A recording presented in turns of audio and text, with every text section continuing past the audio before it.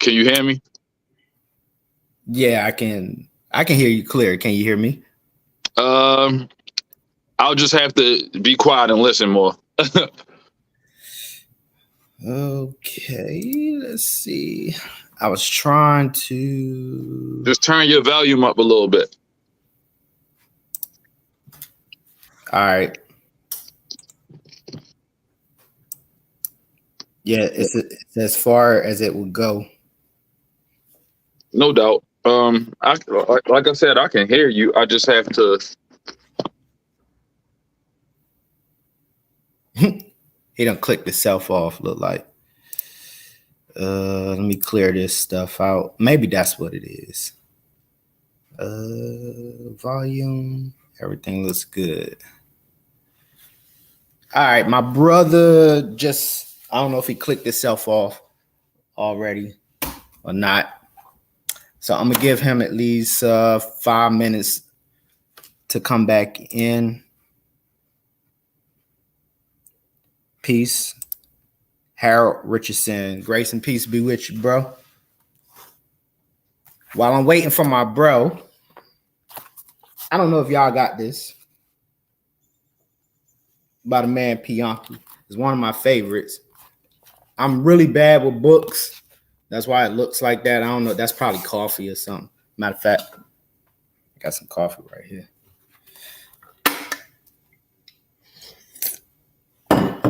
But wherever he's at,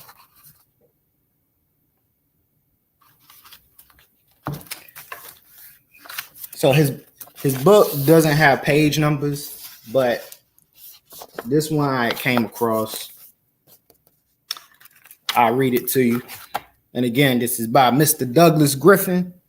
I love his work, his poetry. It is said that false friends are as onto shadows that stay close while the sun shines, only to disappear when the clouds and storms come true. Friends can stand the rain. That's the poetic word for the day.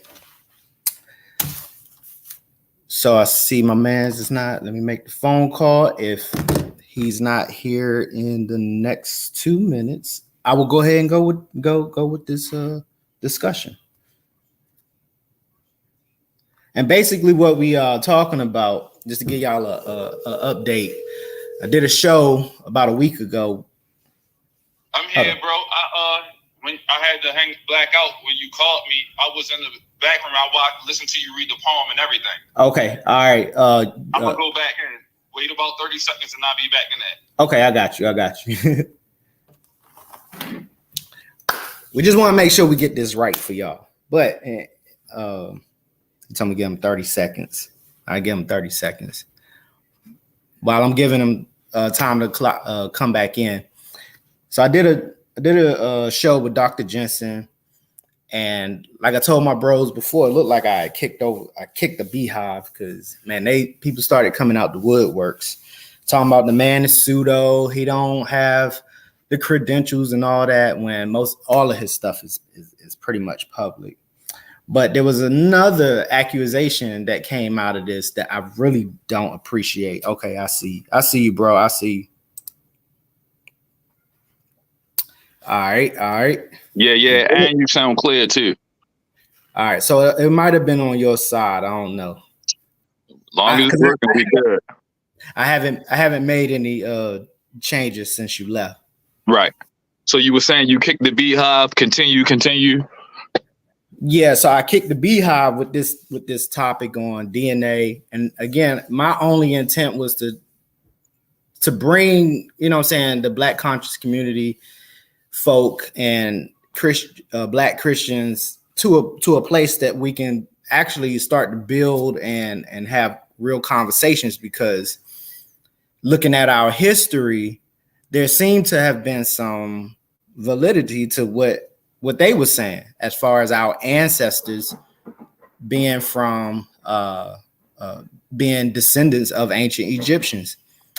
And I even received a revelation yesterday when one of the brothers that came on Mutawa, he said that they did DNA analysis of Ramses III, and he had the E1B1 gene marker.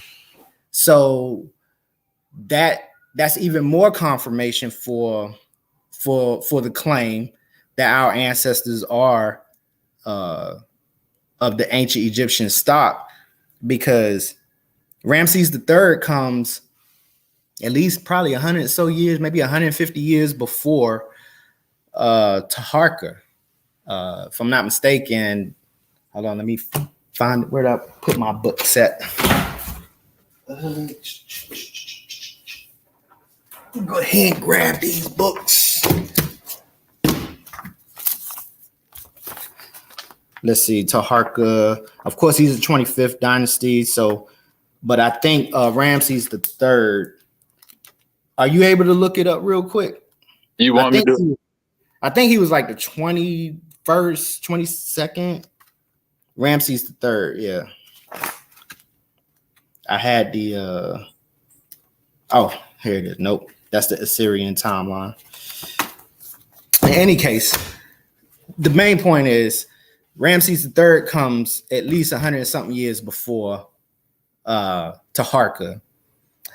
And if his DNA was able to be sequenced and the E1B marker was found in his DNA, then for the Black conscious community, claims about ancestry going back to Egypt is even more validated from that.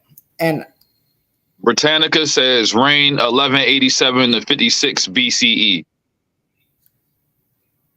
Well, what I want to know is which dynasty was he? I think he was the 20th, 21st. The 20th is the 20th dynasty. Okay, yeah, because he comes right after Ramses dynasty, which is the 19th dynasty.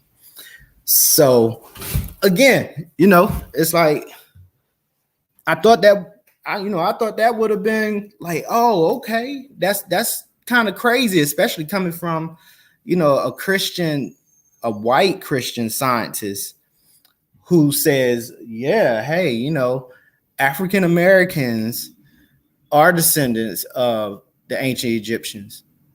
But no, it didn't go that way, bro. It went completely left, because as soon as he identified the common ancestor for all of E1 or haplogroup E as being either Mizraim or Cush, now it became a problem.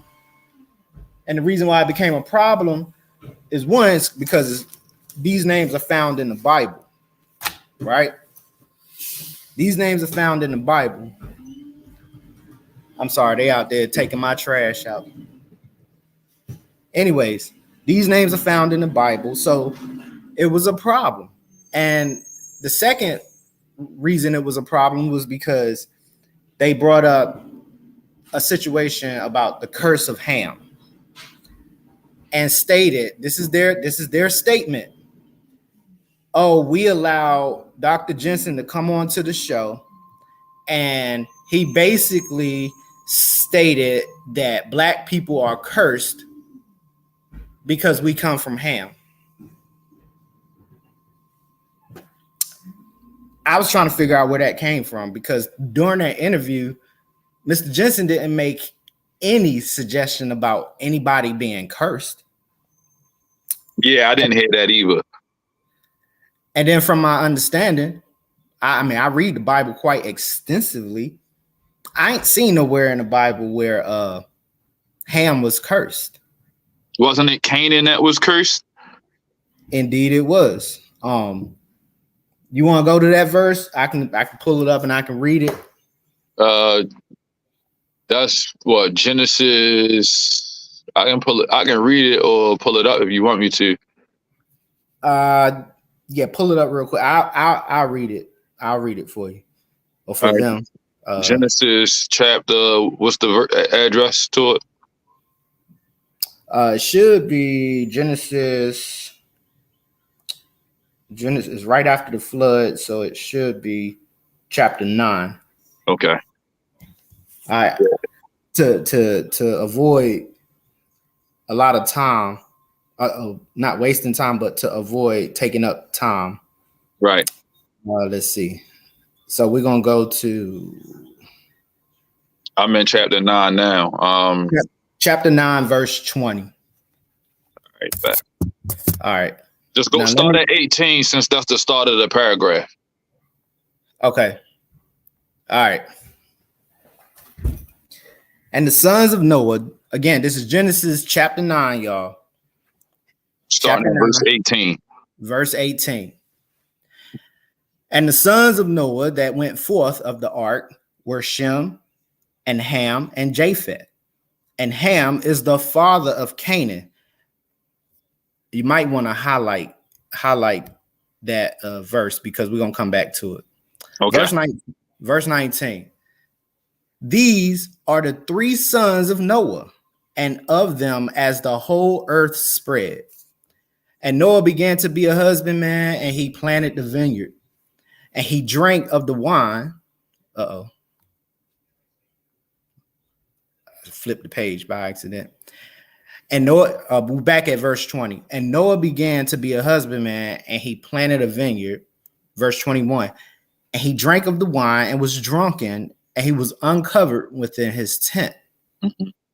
And Ham, highlight this one, verse 22. And Ham, the father of Canaan, saw the nakedness of his father and told his two brethren without.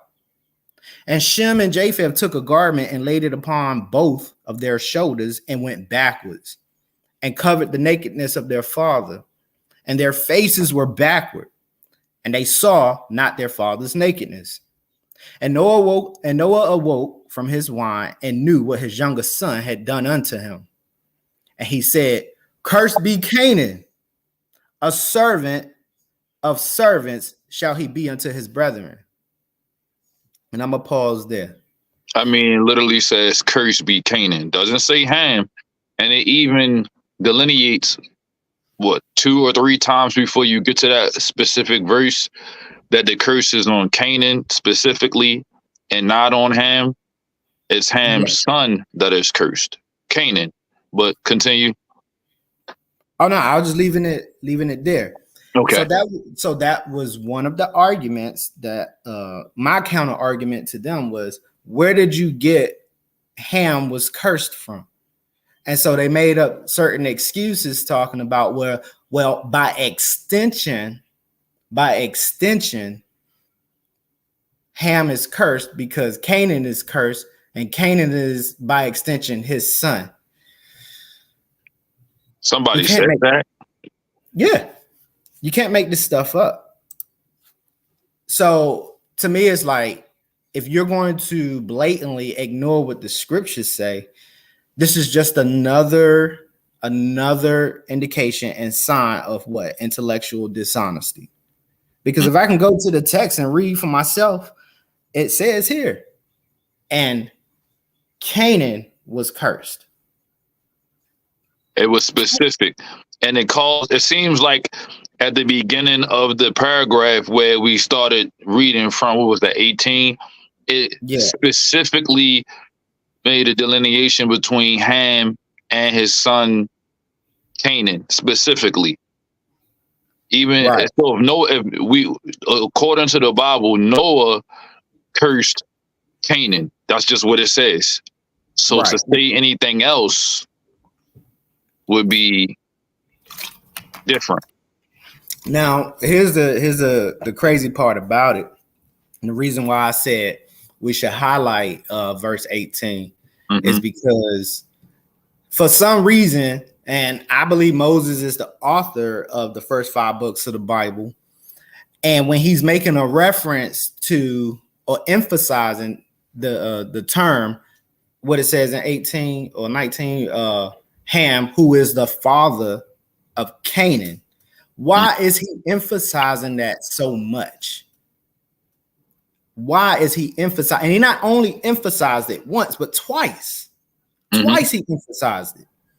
So the one rule that we have as Christians is that we allow the Bible to interpret itself. Now, I've heard so many theories as to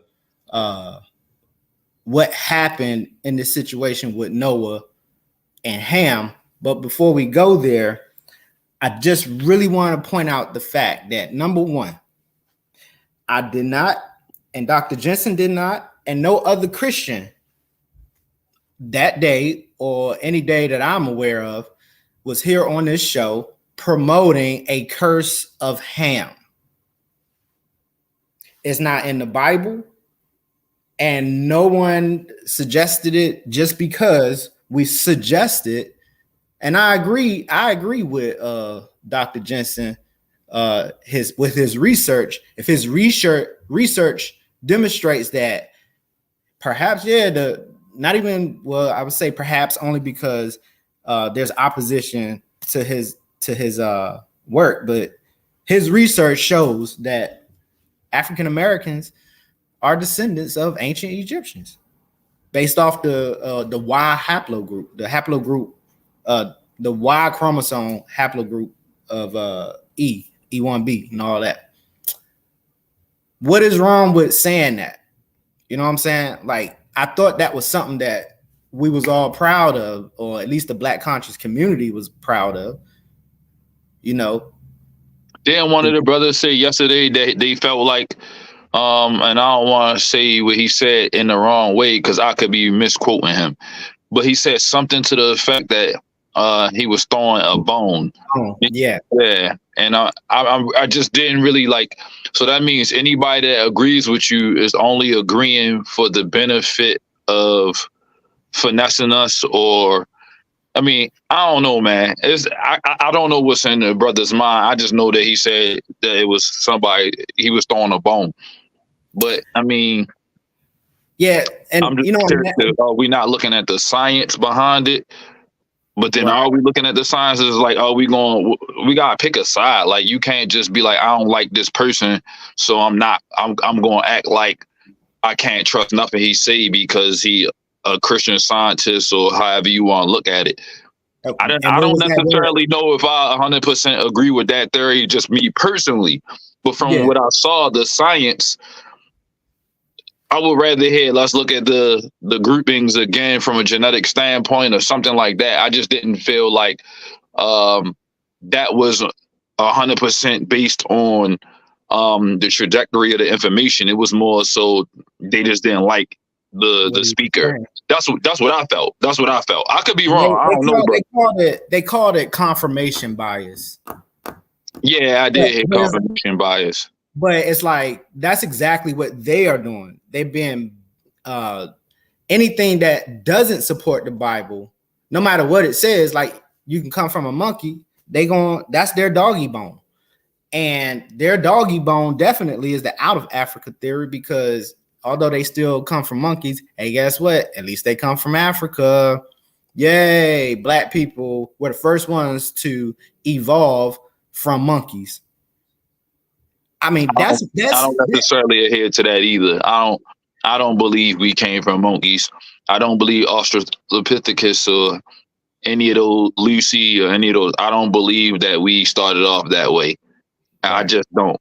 So far, I haven't seen good enough science. There's too many holes in the missing link theory. The Darwinian theory has a lot of things that they can't prove. The same arguments that they use against Christianity as a whole are the same arguments you can use against the Darwinian theory. And that's overarchingly provable that it's based on racism and has been used over the years in different formulas to do a lot of harm through a racist bias. So that whole framework is questionable. Darwin. If you ever looked at the chart at how the human evolved, it's like they portray it as from a monkey, to a gorilla to a little halfway this, halfway this. We don't have but the complexion of the person gets lighter and lighter as they get towards the modern human perspective. You know, it's the origin of species of natural selection, and then there's a whole name. Like when you look at the name itself, it ain't just origin of species. It's about race from the rip. Yeah. So my thing is though, is like that sounds more racist than what Dr. Jeanson was saying, that we come from Ham. Like, wasn't they calling us monkeys? I mean, they was calling us monkeys. They still do over there in Europe when you got teams that have black players playing football. I mean, FIFA or soccer or whatever. They playing soccer. The black guy comes out onto the field, and guess what they doing? Ooh, ooh, ooh, ooh, ooh, ooh, making monkey sounds. I mean, yeah. I mean, the name I had to look at the exact name because I don't own the book, but you can easily get it online. But it just says the actual name is on the origin of species by means of natural selection or the preservation of favored races in the struggle for life. Now, the reason I'm saying that is because yesterday, one of the gentlemen got on a show and they went to the website that Nathaniel Jeanson came from, and their overarching view, they're basically saying that he had an agenda. But when this is his thinking, not mine. I'm just using the same thing he did. I looked at the book. I read the title of what it actually says fully. I didn't abbreviate. It's about race, the origin of species by natural selection or the preservation of favored races in the struggle for life. So the agenda of the book is about favored races. And as you can see, based on the 1800s, whenever this book came out, 1859, we weren't the favorite race at the time, unless you wanted us picking cotton or being slaves and falling under the white people as a third of a human being. Pastor Trey, what's up, bro? Yeah. So if the evolutionary philosophy is based upon a foundation of racism, why are black people so adamantly holding on to it? Can I ask another question that goes directly with that? Yeah. Question. For the people who say that majority of blacks enslaved in the Americas subsequently of Egyptian stock based on this genetic marker, weren't the people who developed the Rosetta Stone, weren't all the people that translated and everything, weren't all those people white though? Yeah, like Napoleon. Now they say they also say it was some local Egyptians that helped them translate it. I can neither confirm or deny that. Yeah, but I mean, we would like to think so, but all the people, like, how can you in one breath say that basically, for lack of better words, we cones, but then the information that you get in all of the data that they have given, like one dude said Smithsonian. I'm like, you do realize that other scientists outside of this Christian scientists had an agenda, and it was based on race, and they've used it in modern medicine. They've used, like, we don't have to get into the Tuskegee, the Tuskegee experiment, none of those type of things. But those were scientists that weren't Christian, and they did incalculable harm to black people. So to say that the only ones that are intellectually dishonest are Christians is a stupid argument. I'm saying it's dumb. Well, yes. And then he said all the other scientists agree. That's not true at all, because I put a list up, but it's on my phone. I don't know if I can drop down without getting exited out, but I ran a list, and the list was basically on other hoaxes like Piltdown Man. Piltdown Man is not the only missing link that somebody created. I like that terminology. Somebody created it, but it's not the only one. And the Smithsonian is directly involved. So they had scandals all the way back into the 1800s. And if you don't believe me, just Google it. What I'll do is when you start talking and you go on a rant, I'll try to find it and pull it up. But it's like you can't say that one is bad without, emphatically bad without saying that the secular audience have a lot of liars or whatever the case may be. And I'm not saying that Nathaniel Jeanson is lying. I'm just saying that you can't say that one person has sides. Yeah, you gotta keep it real. Like, I get it, you want to prove your point or whatever the case may be, but you gotta be intellectually honest and open to be balanced with your thesis. And to be honest, I didn't really hear that. And my last thing was, and I know you was about to get into it, when we date things by carbon dating, to say that, oh, the Smithsonian uses carbon dating for 50,000 years, how can you go further than the inventor said is willing to go? If the inventor of carbon dating says one thing, who cares what everybody else says? If he say 6,000 years, 5,000, 6,000 years, there's no way that you're going to go past his governor. He telling you that it can go no further. Now, let me be just a little fair on that point. Okay. From the time that he created that technique, there have been like advancements. Correct. Yeah.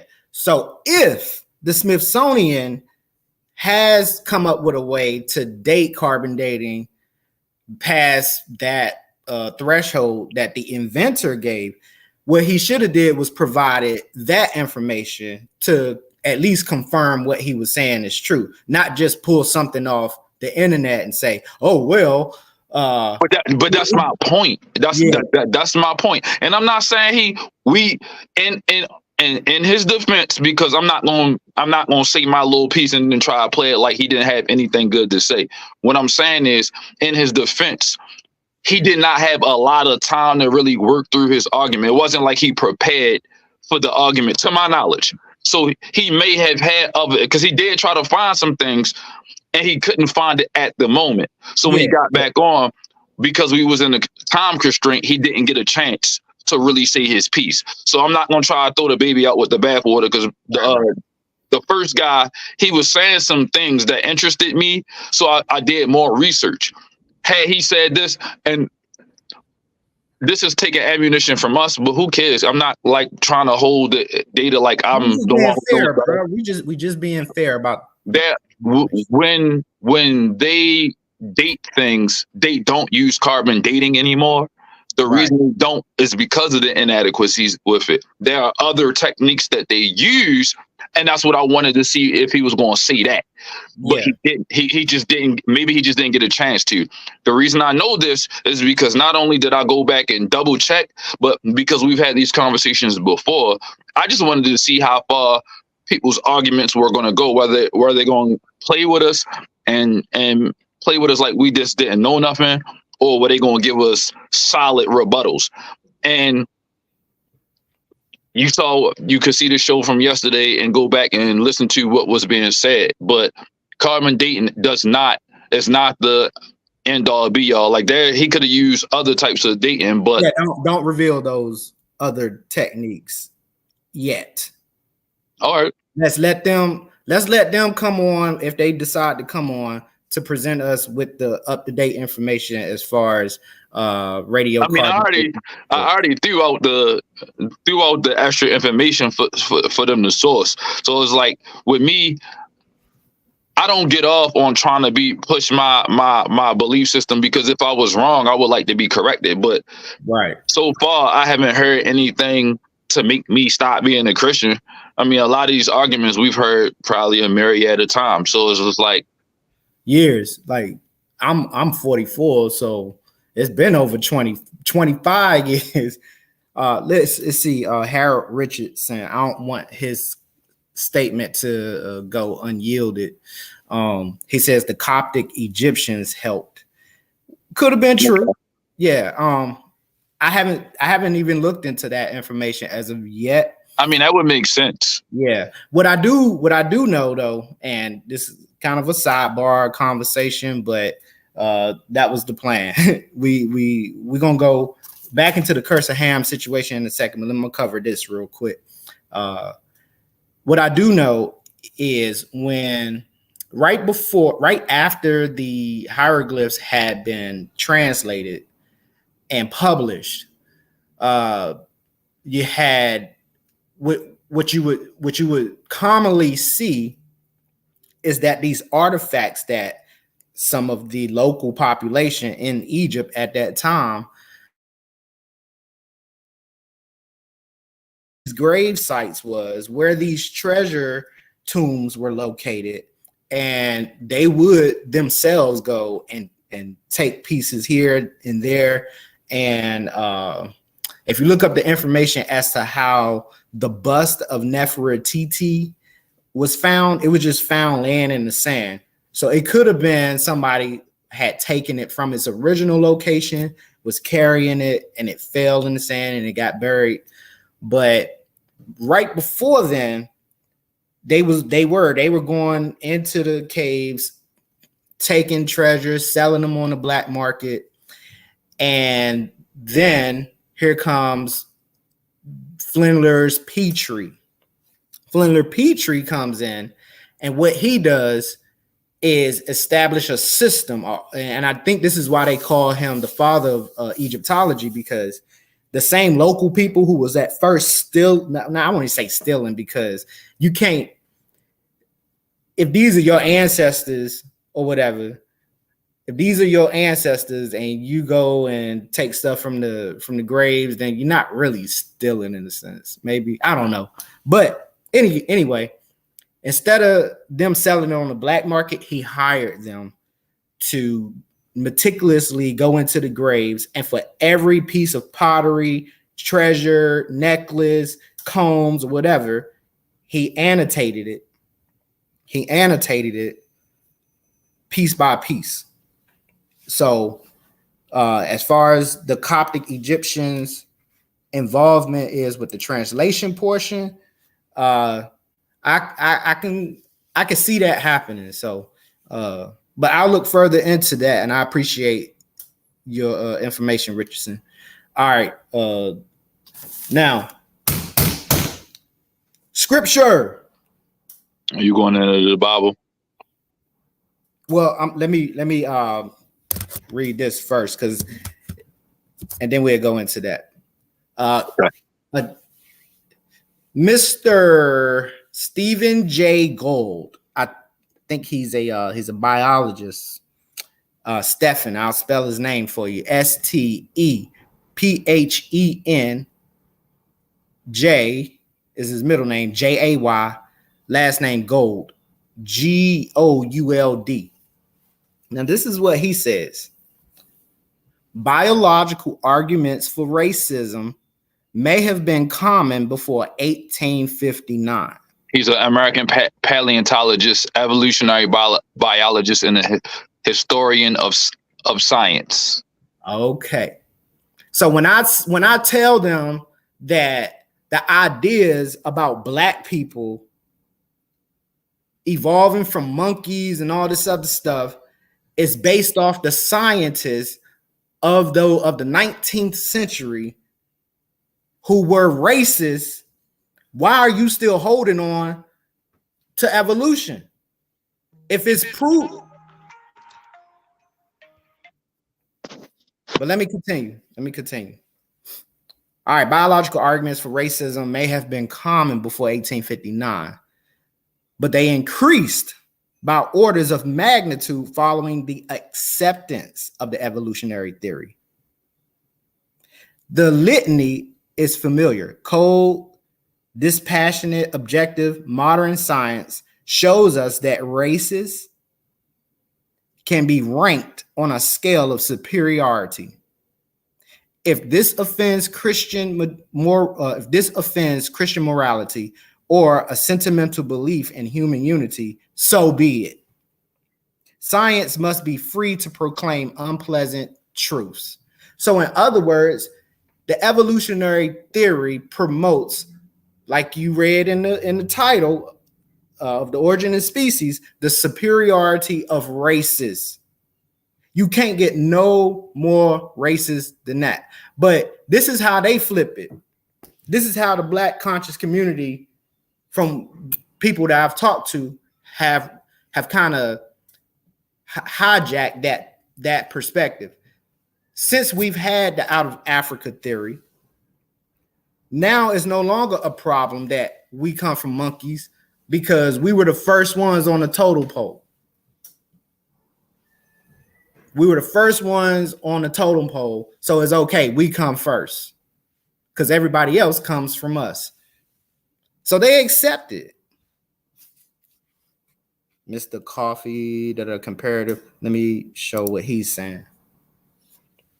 Now, I just read Mr. Stephen Gold's quote, who is, please read his credentials again. It's Steven. It's Steven. You were saying it wrong, but Steven, same person. Stephen J. Gold. And I was just looking around on Google to see what I could find on him. But it says that he was an American paleontologist, evolutionary biologist, and a historian of science. He was one of the most influential and widely read authors of popular science of his generation. Gold spent most of his career teaching at Harvard University. Time out. Isn't that the same university that Nathaniel Jeanson was at? Yeah. Okay. Yeah. And working at the American Museum of Natural History in New York. In 1996, Gold was hired as the Vincent Astor visiting research professor of biology at New York University, after which he divided his time teaching between there and Harvard. So now, go ahead. So I'm gonna post this comment. Well, I ain't even gonna post it right now, but the reason why I asked my brother to look the man up so that y'all can go and look up that man's information for yourself. I got plenty of notes on all these people, and I don't have the time to sit here and flip through all these books and pages just to satisfy y'all. All I'm demonstrating is that this man is also accredited as a scientist. He has the credentials, and this is what he is saying about evolution. His book is the Mismeasure of Man. That's the name of one of his popular books. Right. And apparently this dude definitely have some racist theories in there. There's articles that you can easily find on Google. They'll know what to look for. I'll shut up now. Go ahead. Continue. Yeah. So that's, yeah. Basically that's what it is. Like, I'm showing you that one of your own scientists, what he's saying about evolution, it's about race. It's about the superiority of race. That's what it's about. But you rather take the evolutionist perspective and make all kinds of excuses for it, just so you don't have to believe in what the Bible says, and even create a lame excuse and a lie against somebody who never promoted this so-called curse of Ham. Can I add one more thing? I pulled up the book. It's called The Mismeasure of Man. It says Gold alleged that much of the research was based largely on racial and social prejudices of the researchers rather than scientific objectivity. That on occasion, researchers such as Samuel George Morton, who was born 1799 to 1851, Louis Agassiz, 1807 to 1873, and Paul Broca, 1824 to 1880, committed the methodological fallacy of, and then it's cut off. I didn't go into the article, but the key thing is, even he himself, who is accredited, this person is a legitimate person who says that much of the research was based largely on racial and social prejudices. So by definition, if we use the brother from yesterday's viewpoints, that this man has an agenda as well. That's what it sounds like to me. Do y'all understand what they are saying, or just regurgitating racism? What do you mean, do we understand? We're repeating exactly what it says. It's no bias. We're just saying what he's saying. Yeah. Yeah. And if the person yesterday, I don't know if you remember yesterday that one of the guys said that that Nathaniel Jeanson had an agenda. The only thing that I'm trying to point out is every person who speak have an agenda. The question is whether the agenda is biased or unbiased or not. Some scientists generally objectively look at the data that they have collected and they give their hypothesis on a fair thesis. What I'm saying to you is some of these people that are supposed to agree with the evolutionary theory that they are purporting racist information. I don't understand how you don't get what I'm saying. So And what he's saying now, what he is saying today, what he's saying, what we need to do is, let me hide this. He's saying that we need to look at scientists today. But look, I brought Dr. Jeanson on. okay, What he wants Christians to do is fall under the teachings of evolutionists. name a can he name a scientist to research that's today? Because let me see when I brought a scientist on. It's not good enough for them. That's why I can't take what a lot of them say as serious. I can't take it seriously because if I brought a scientist on, what excuse do you have now? Oh, he don't believe in evolution, as if evolution is a true science. If you can't observe it, if you can't test it, it cannot be a true science. Plain and simple.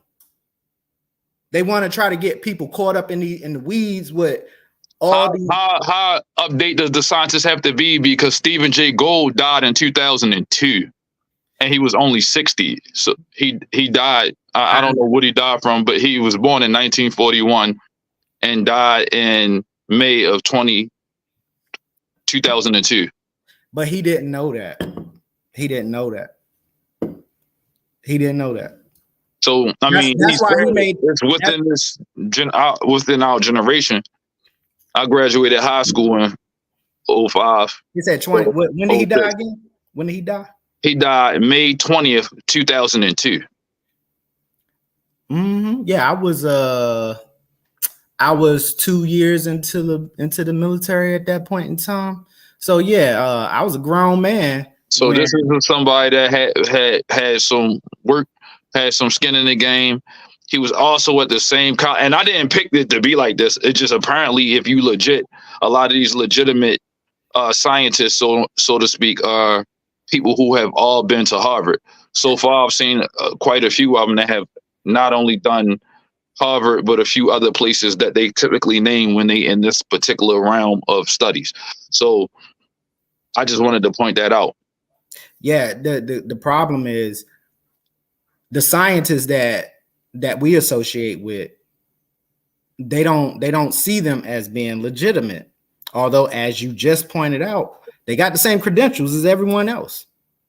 The same credentials. They just have a different worldview than the guys that you all, unbelievers or whatever, listen to or read. That's it. But when they say stuff like this about the superiority of race in evolution and what it's really about, y'all don't want to accept it. These are your scientists. This is what I said on their pre-show, post-show. You know, when I was talking about the Hubble telescope and how their scientists are the ones who saying the Big Bang is in question. Well, you got another one of their scientists who says, so what, evolution is about race. If the Christians don't like it, who cares? Yeah, and the fact that all of the older scientists that you don't want me to look into, all of the new scientists that follow this belief, their work sits on top of the foundational racist work.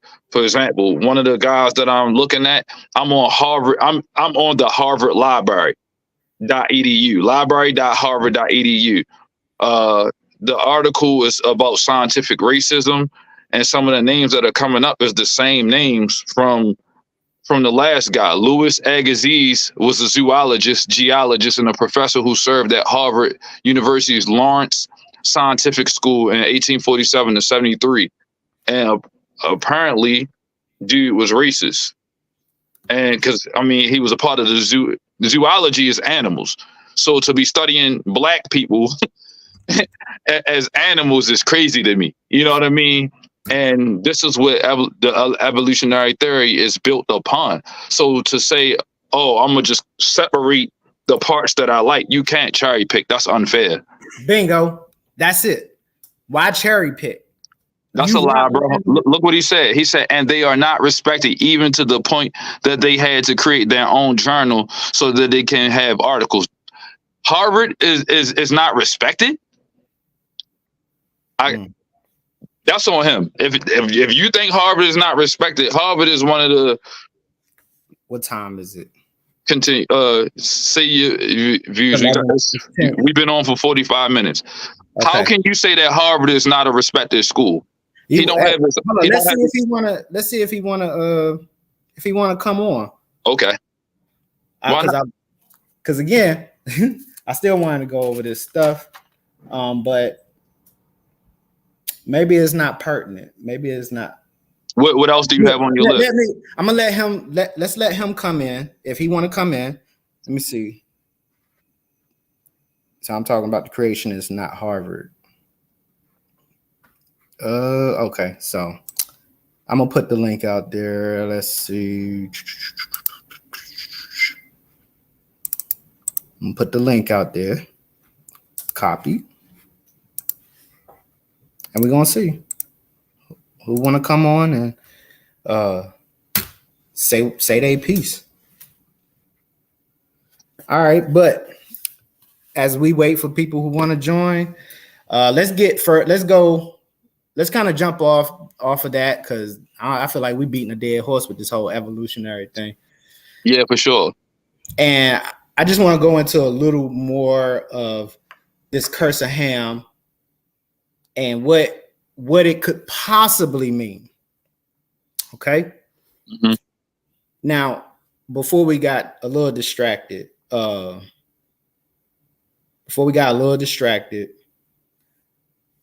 was reading off Genesis 9 about what happened with Ham and how Ham saw his father's nakedness. Mm-hmm. All right.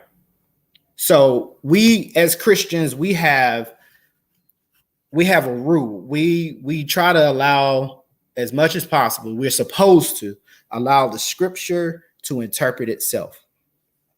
Now, as I was stating earlier, as far as the situation that happened with Ham and Canaan and Noah, the Bible tells us that Ham saw his father's nakedness. The theories that I've heard come from this, number one was the most literal, in the most literal sense, Noah was asleep. He got drunk. He was naked under the cover.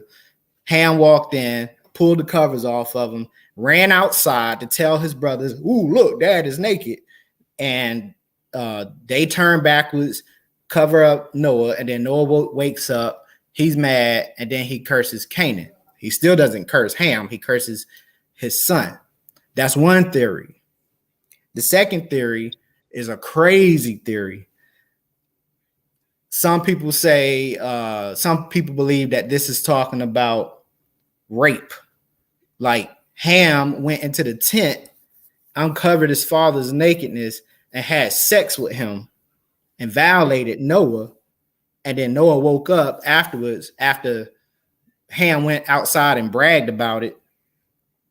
And Noah found out, got mad, and still he didn't curse Ham. He cursed Canaan. Okay. My theory, what I believe, is what the Bible says here. I'm coming from Leviticus chapter 18. Keep in mind, I believe that Moses wrote the first 5 books of the Bible. Also, so if he's narrating or getting the information from God himself about what happened, it seems here that he uses some type of euphemism to describe what happened. So here it is. I'm gonna just read till I get to, let's see, verse 8. So Leviticus chapter 18. And I'm going to just read. And the Lord spake unto Moses, saying, speak unto the children of Israel, and say unto them, I am the Lord your God. After the doings of the land of Egypt, wherein ye dwelt, shall ye not do. And after the doings of the land of Canaan, whether I bring you, shall you not do. Neither shall you walk in their ordinances. So he's telling them, don't do what the Egyptians were doing. Ye shall do my judgments and keep my ordinances to walk therein. I am the Lord your God. Ye shall therefore keep my statutes and my judgments, which if a man do, he shall live in them. I am the Lord. None of you shall approach. Here it is. Pay attention to what he's saying here. Verse 6. None of you shall approach to any that is near of kin to him, to uncover their nakedness. I am the Lord. The nakedness of thy father or the nakedness of thy mother shalt thou not uncover. She is thy mother. Thou shalt not uncover her nakedness. Verse 8. The nakedness of thy father's wife shalt thou not uncover. It is thy father's nakedness. So when I go back to chapter 9 of Genesis and it says that Ham uncovered his father's nakedness, what other interpretation should I use other than what I just read in Leviticus here? Because every other explanation that I've heard doesn't make sense. But what I'm reading here in the scriptures about uncovering your father's nakedness sounds like Ham did something either with it sounded like he did something with his mother. He uncovered his father's nakedness. God tells them not to come close to any of their kin.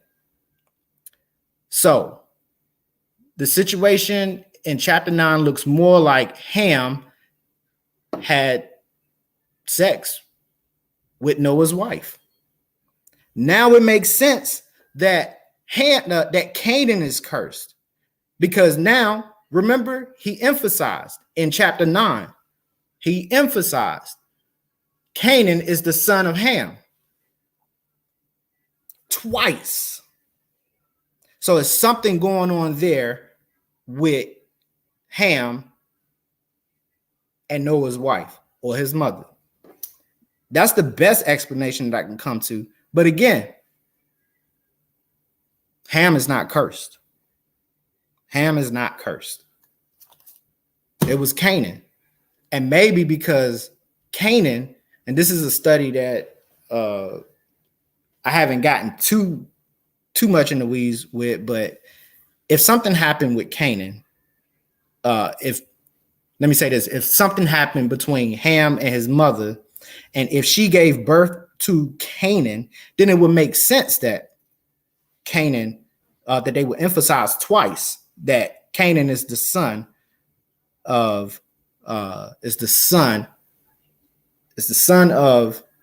Ham and not Noah. I feel like Moses was trying to make that clear, just based off of what we just read. You uncover your father's nakedness, that's your husband, that's your father's wife. So, but as far as the curse of Ham is concerned, still nothing. So that was just a little revelation of what the situation was between Ham and Noah. You got something you want to say, bro? No, you pretty much spoke on it. You gave, alternative views. But the bottom line is to say that Ham was cursed is not what was said. And furthermore, the initial statement was the fact that you said that somebody spoke on Nathaniel Jeanson teaching that as well. But I didn't hear that. So, that's important to note. So either people is lying. Kyle. I'm sorry, go ahead. Kyle is in the backstage. Okay, back. So, let's bring them up. You pretty much covered that. What's up, bro? Yeah, what's going on? How y'all doing? Maintain for real. Cool and Just cool, chilling. man. Just chilling. Nah, I mean, I'm sitting back, I'm listening, and I mean, I'm appreciating the dialogue, and thanks for even bringing me on to our platform today to have a discussion with y'all. So I'll start there. Um, but I don't have much time, so I'm gonna dive into what the reason why I came on here. So the discussion that y'all having is a cool discussion, and I think we got to get to the root of why you're having that discussion or why that belief system even permeates into an African American man's mindset. And the thing that y'all were just talking about is the root cause of that. It is the Hermetic hypothesis at its root. And the root of, and I guess the foundation of that is the biblical storyline of Shem, Ham, and Noah. Now, that particular storyline wasn't about all the people on the face of the earth. This is why young Earth creationalism and creationalists use the time model for 8 to 6,000 years, because it's referring simply to that particular population group. But we know through modern science, genetics, and through archaeology is that there have been and there were places in Africa, especially West Africa and Central Africa, Cameroon, all those different places that had pre-existing villages and towns and individuals of which we actually come from. So to narrow down your ideology or your idea of history based on a biblical narrative, it limits your full understanding of how the world actually works. And I think you guys are doing yourself a great disjustice by not including that into your mental paradigm for reality. Now, I spoke about in the chat. I wasn't referring to Harvard. I was referring to the school. I think it's called the Discovery Institute. The Discovery Institute is a known, and if I can share my screen, I can show this to y'all. It's a known pseudoscience. Matter of fact, let me share my screen right quick. Oh crap! Hold on one second. There we go. And I'll do entire screen. All right, cool. I should be shared it now. So this is and let me know when it pops up. I just see his face. Okay, I see it. Let me see it. Let me let it in. Oh hell, hold on. Just leave it as I just switch screens. There's no problem. All right, cool. I think we should be good now. All right, so this is a little bit of history of the Discovery Institute. This is the institute that the gentleman that y'all. Yeah. Okay. Cool. So this is the institute that the guy that we had on here, that he is a part of. It's called the Discovery Institute. Talking about the Discovery Jeanson? Institute is a politically conservative. Yes, sir. Mm-hmm. Okay. Politically conservative think tank that advocates the pseudoscience concept of intelligent design. It was founded in 1991 in Seattle, blah, blah, blah. So that's the first thing it says about it. It's a pseudoscience institute, right? Mm-hmm. So if we know that, then let's see, because they teach creationalism. And let's just look, is creationism pseudoscience? The National Center of Science Education teaches that scientific creationism is a pseudoscience. The National Institute of Health, they're talking about it right here. They also say that's a pseudoscience. On Clark University, it says it's a pseudoscience. These are all these different American Magazine. This is the consensus of academia. They're all saying that creation science, which is the creation science of Shem, Ham, and Japheth, that these are pseudosciences. This is the wiki article on creation science. It says the overwhelming consensus of the scientific community is that creation science fails to qualify as scientific because it lacks empirical support, supplies no testable hypotheses, and it resolves to describe natural history in the terms of scientifically untestable supernatural conditions. So this removes all of the things that we're talking about. We're talking about evolution. We're talking about genetic mutation. We're talking about population dispersion. It removes all of that from his teachings. This is why when the guy was talking about the origins of E1B1A, he had no clue what he was talking about because it didn't start there. He had to condense it down to fit his agenda. You see what I'm saying? Because the agenda is to overlay actual science, the findings of actual science, and tuck it into the Bible timeline to bring the things of the Bible to be true, and not only true for that particular worldview, but to include the entire world. And it's not possible, just not possible to do that.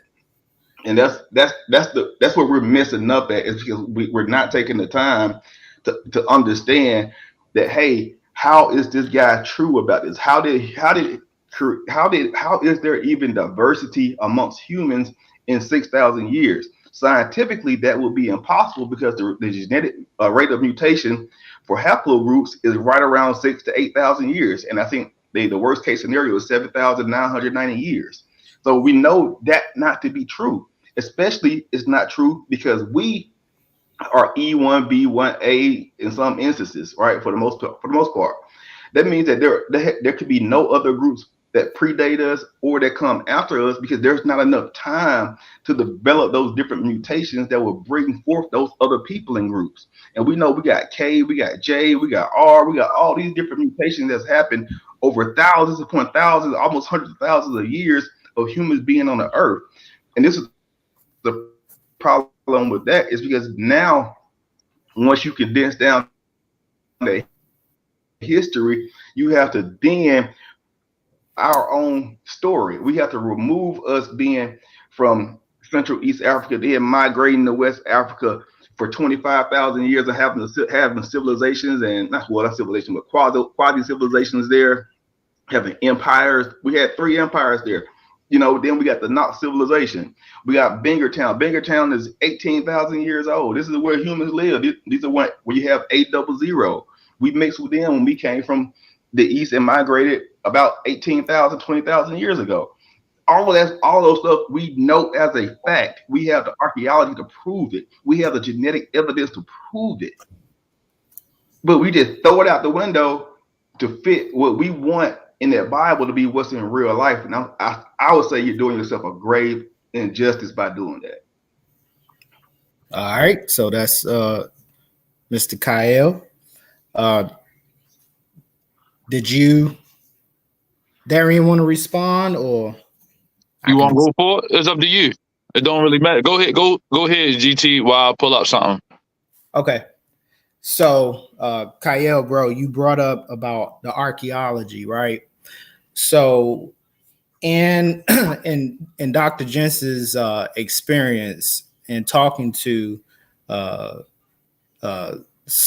people of West Africans, when they tell their stories, he says that, it's an oral tradition that they always states roughly between 500 to 700 years ago, they say that their ancestors came to that particular land.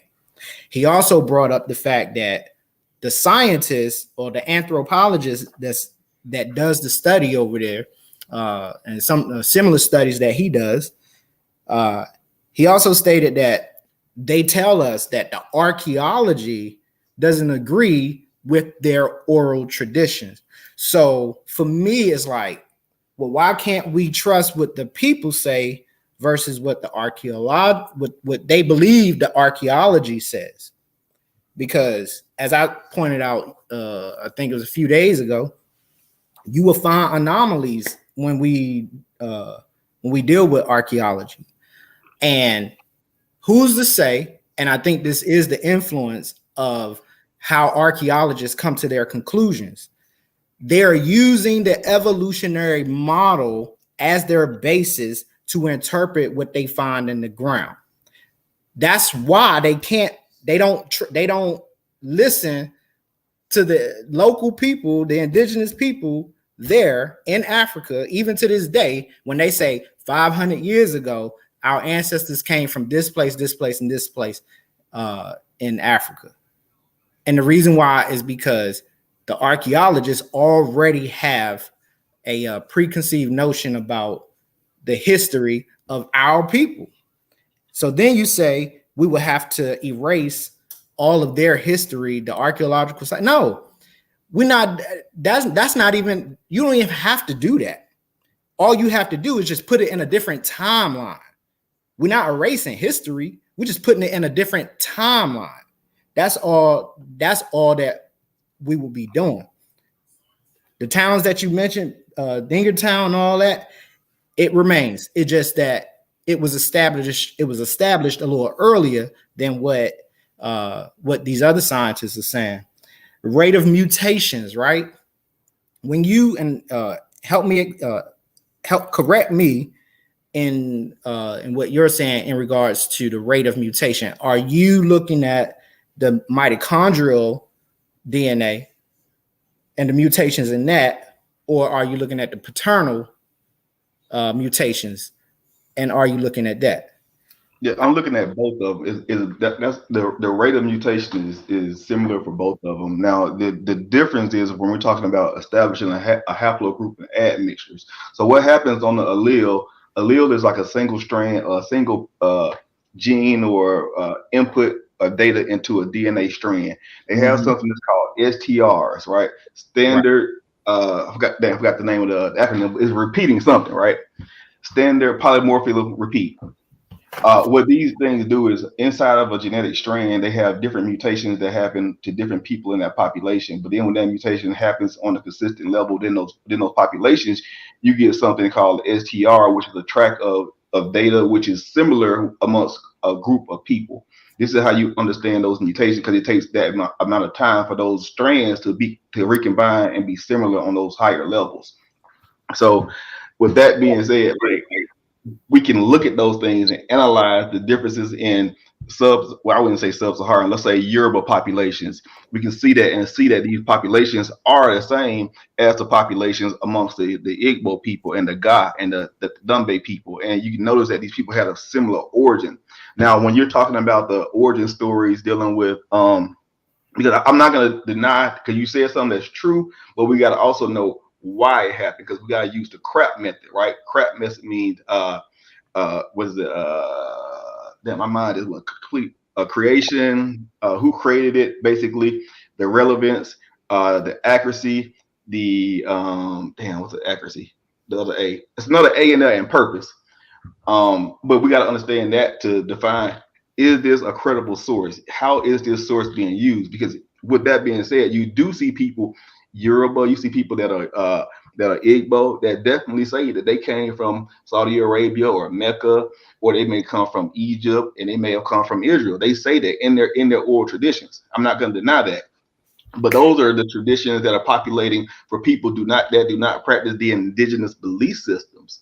So now this is where we got to think about, why is that possible? Because you have colonization. Colonization is what intervened into these systems and added the fact that, hey, no, you didn't come from here. You came from there. You were a descendant of Ham. That's why they always say they came from Mecca or Egypt, because they believe that they would be those individuals. But there's no ties to them at all. But the story. Go ahead. My bad. Oh, nah. Well, I just wanted to cut in and I'll let you finish your thought. Just go ahead and finish your thought. No, you good. We can have a dialogue, bro. I don't want to be up here doing the. All right.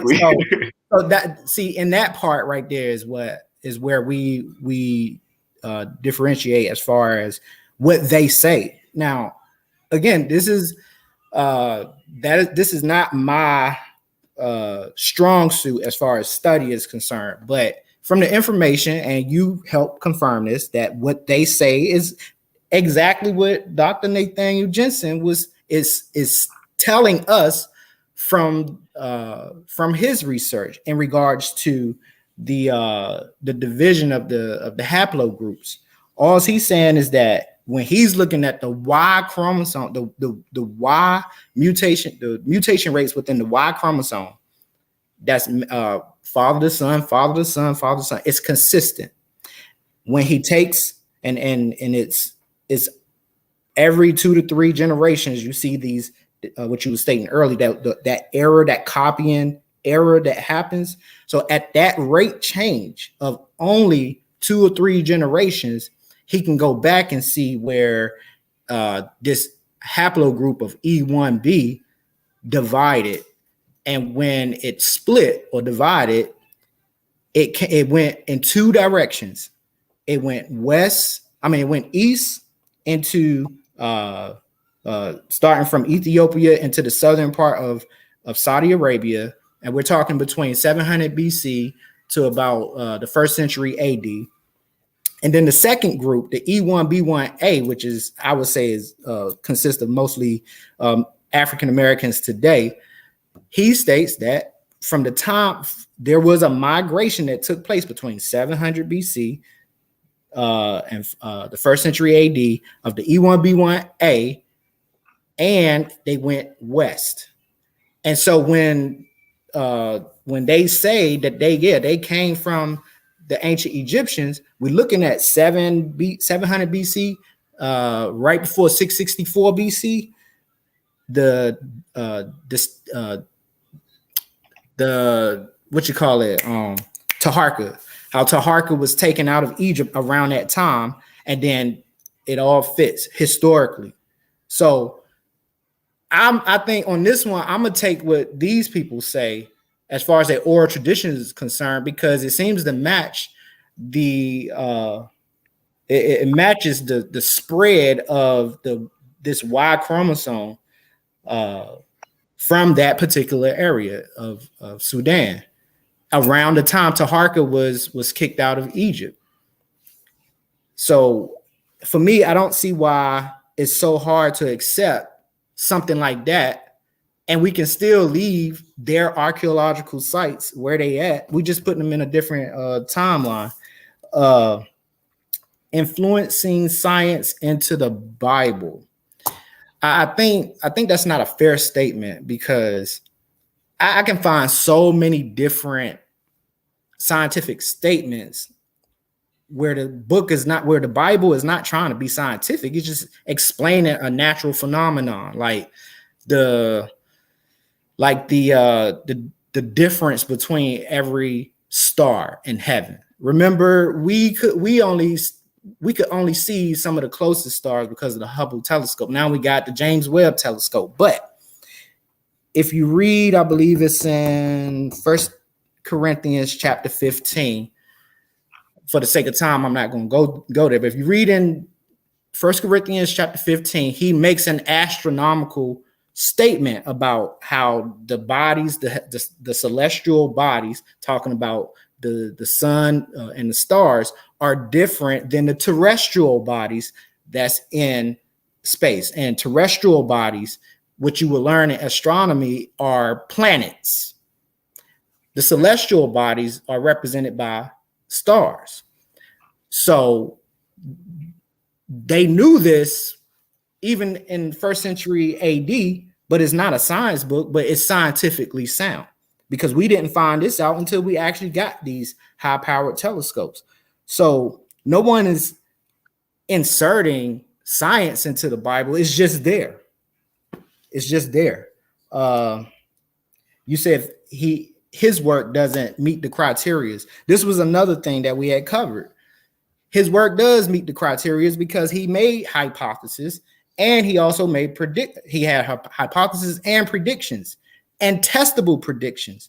And he has the right to brag about this, because now, since the secular world made those comments that or wrote those things that you said about him, and not just him, but all of creation science. Oh, you can't test nothing they have.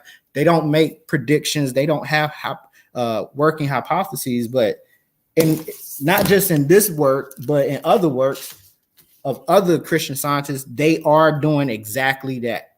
So nobody. That's a good point. That's a wild. Just because the only thing I want to say is, just because a group of people disagree and they have negative criticism does not necessarily mean that they right. That's wild. And unfortunately, we live in such a life. We live in a place where just because they're scientists, I mean, ultimately, let's say if you take the creation part of, and again, I'm not arguing for or against Nathaniel Jeanson, because I didn't meet him. I didn't read his book. I don't understand his work to the degree. I only know what GT is sharing and what I heard from the show. So that's why I'm not really saying much.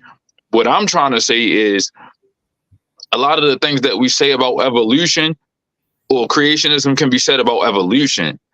Now, I just don't understand why, if we were two black scientists versus white scientists, it would be a different argument, and it would be over the same exact topics. So it was weird because I just don't understand how you could say all these groups, these organizations of people who obviously have ulterior motives, they've been getting caught with scandals of creating false information and data that people necessarily adhere to, and it's not even provable within itself. It's truly just a theory. And I'm not saying everything in evolution, the evolutionary argument is bad, and I'm not saying that everything in the creationism argument is bad. Not even all creationists are young earth creationists, and not every creationist that's young earth agree to the same details. I just want to make that clear. But I just think that it's interesting that when we get to dating things and stuff like that, it's only evolutionary people say this, and that's just what it is, because 100 other people said the same thing. That just, to me, I've seen people go to jail for less. You know what I mean? Have you ever read any of the like for instance, right? I know we were talking about him having testable things. I personally have never seen any that have been testable, because when you look at the methodology that's used in their testing procedures, they really don't define them according to what we already know about science. What is their methodology? Can you and I'm generally asking. I want you to keep going, but what is the creationism just generally? I know they're not all the same. We don't all agree on the same thing. What is the methodology of a creationist? Can you tell me from a scientific standpoint? Yeah, the flaw is they're not building a model bottom up. They're building it top down. So they already have their conclusion, and they're trying to find science and find loopholes within science that agrees with them, instead of looking for what the science tells you and then building a rational explanation based on simply understanding and testing things. That's how you get the predictive model, by actually understanding things and saying, hey, if I know this happens, then we should expect that. Not the other way around where, hey, this happened, that's in the Bible, so that must be what that meant. And that's what they particularly do, is they do reverse scientific model. Okay. So that makes sense. Yeah, I'm following you. I just wanted I wanted to know exactly where you was coming from, as opposed to, go ahead, G. I don't want to hold it up. Let me respond to that part, the methodology.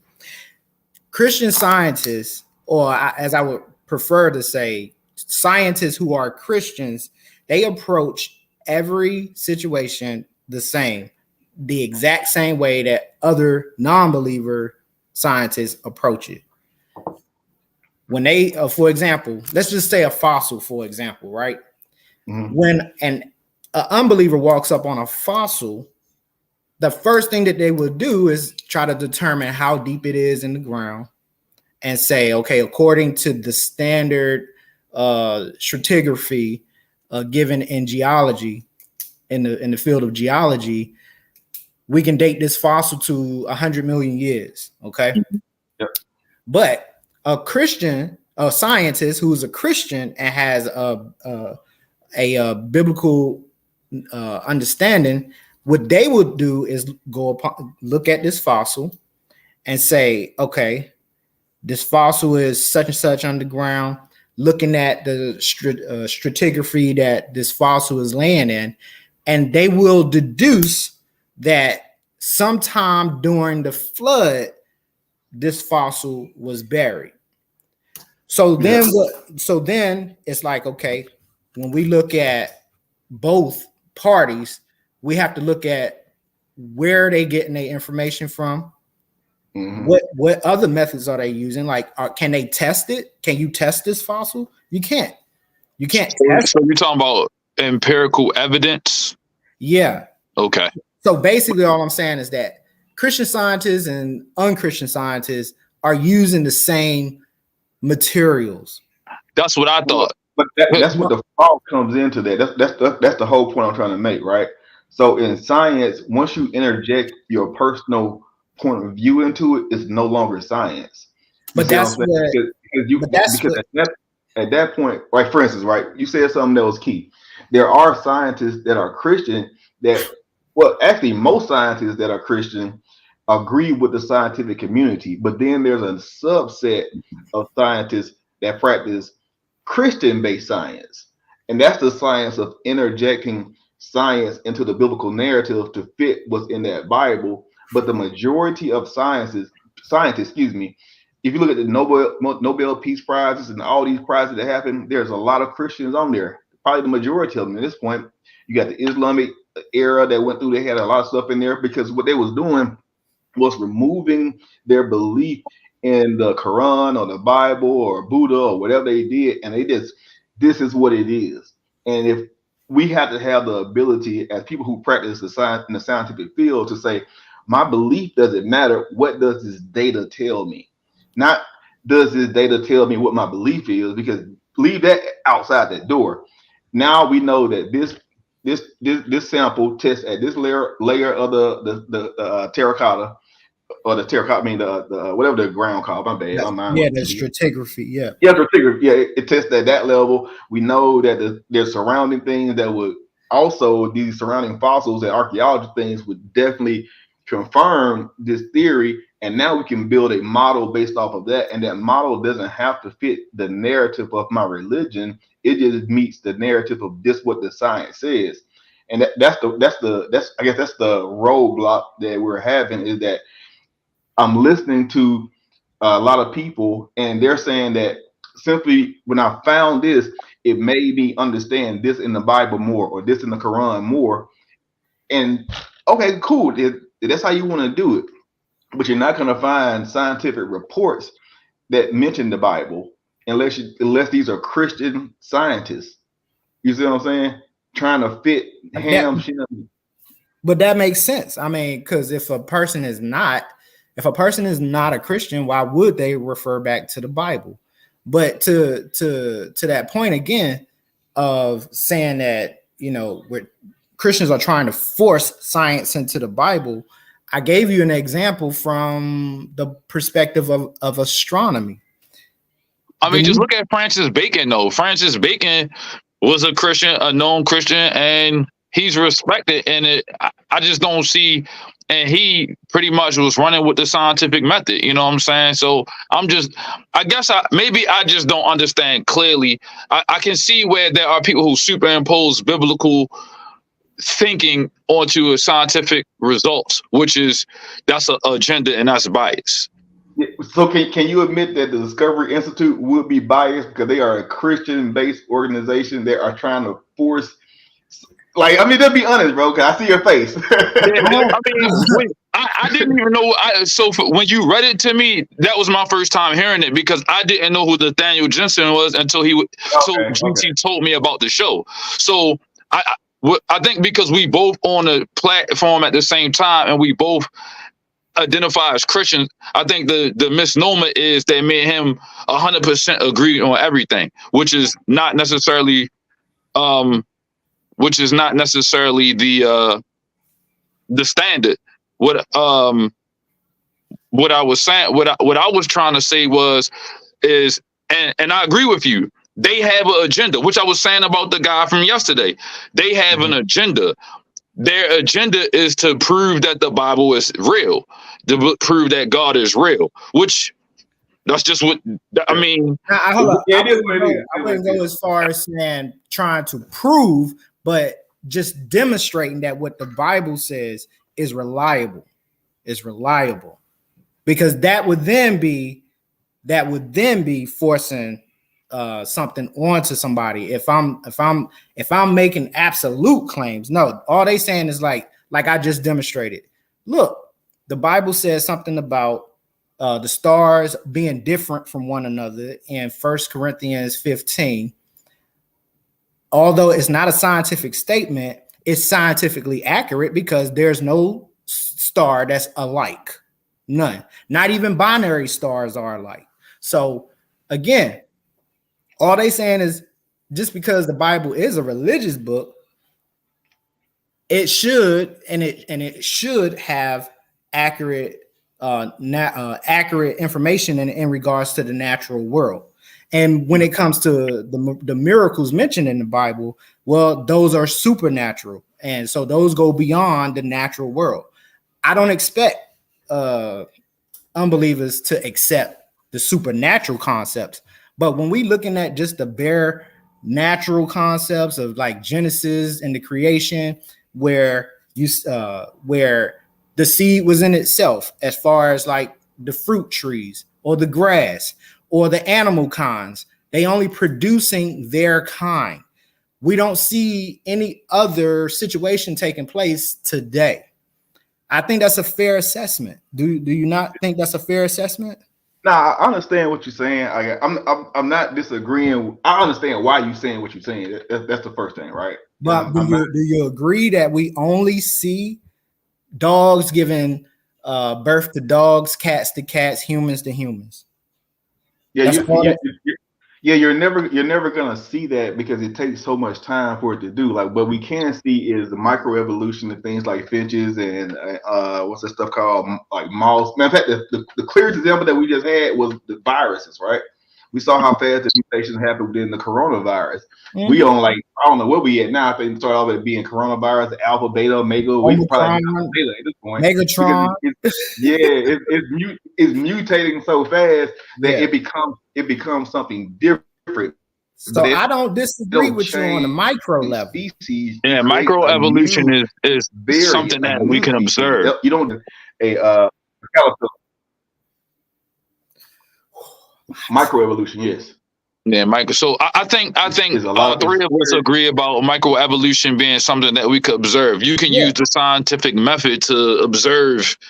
Like, I got quails, so we talking about birds. You mentioned finches. I got some that lay blue eggs and some that lay speckled eggs, and they roughly from the same exact genetic line. It's just the fact that these particular ones was domesticated for blue eggs, and these, although they the same Coturnix quail, these ones have the traditional speckled egg. And so when you mix lineages, some babies, they come out with blue eggs, some come with speckled, but every now and again, the speckled ones lay a blue egg, and every now and again, the blue eggs come from the speckled parents. So it's just interesting.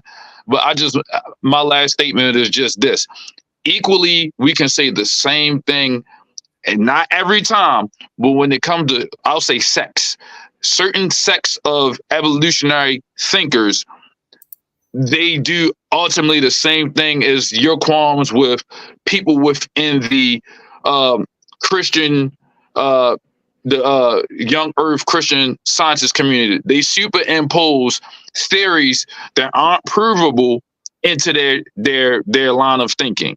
They do the same thing. So much so that I can pull out at least 3 racist evolutionists who have used their thinking to subjugate black people, right or wrong. Yeah, absolutely. Those were pseudo. Man, we cool. But those are pseudoscience, right? Can we agree that those are called pseudoscience? I mean, when I researched it by definition, the way we are talking. Yeah, I mean, they're calling it pseudoscience. I can't argue what I can put up on the internet. They are calling let me be clear. Not every Christian who is a scientist is considered a pseudoscientist, like Francis Bacon. Not every evolutionary and every evolution person who purports an evolutionary theory of some sort is an actual scientist. It's the same on both. It's way more gray than either black and white. Thank you. That's all I'm trying to say. You're the only person that I've heard over the last couple of months when we have these conversations that say, okay, it ain't every Christian and it ain't every evolutionary. Like, so to say blanketly that one group, like, because there are scientists that you mentioned that have won the Nobel Peace Prize and blah, blah, blah. They received a lot of these things, and it was because they contributed to science in a specific way. I think the problem becomes when we try to, I guess, break down and diagnose the origin of where man came from. The biggest issues seem to be the age of the earth, how we look at the historicity of man's development, and how we parse through genetics. I think those arguments, I don't really think that a lot of us will be able to find common ground, because when it comes down to being able to really sit down with genetic haplogroups and all of that, I don't have the wherewithal and the ability to really talk to Nathaniel Jeanson on that level. So even though I still don't necessarily know if we are Egyptian, my grandfather Haitian, my grandmother is Negetee Indian, and she was walking around out in Canada eating buffalo meat. You know what I'm saying? That's just what it is. Good too. Yeah, they is. But I'm just saying. So, but when I look at myself and my mother and my father, we just say we black when I'm so-called mixed on both sides. And does that really matter? My skin look a certain way, my locks look a certain way. Haitians, we know, came out of Africa at some point. I believe my ancestors came from what is now Benin. It used to be a place called Dahomey, where, if they made a movie about it or whatever the case may be, which wasn't that great, but in terms of the historical aspects. But I think you get the point I'm making. My mom's side from Benin and my dad's side Yoruba, so I get it. I know exactly what you're talking about. And the kicker is, though, this is the thing, right? Let me ask you a question. Do you hold to because what the doctor was saying was that he throws away the out of Africa theory. He has to throw it away because it doesn't meet the model of life starting in the Garden of Eden, unless he's superimposing that the Garden of Eden is now in Africa where man started. Because the oldest DNA haplogroup that we have, they come out of Morocco, and they settled in Senegal, Mauritania area.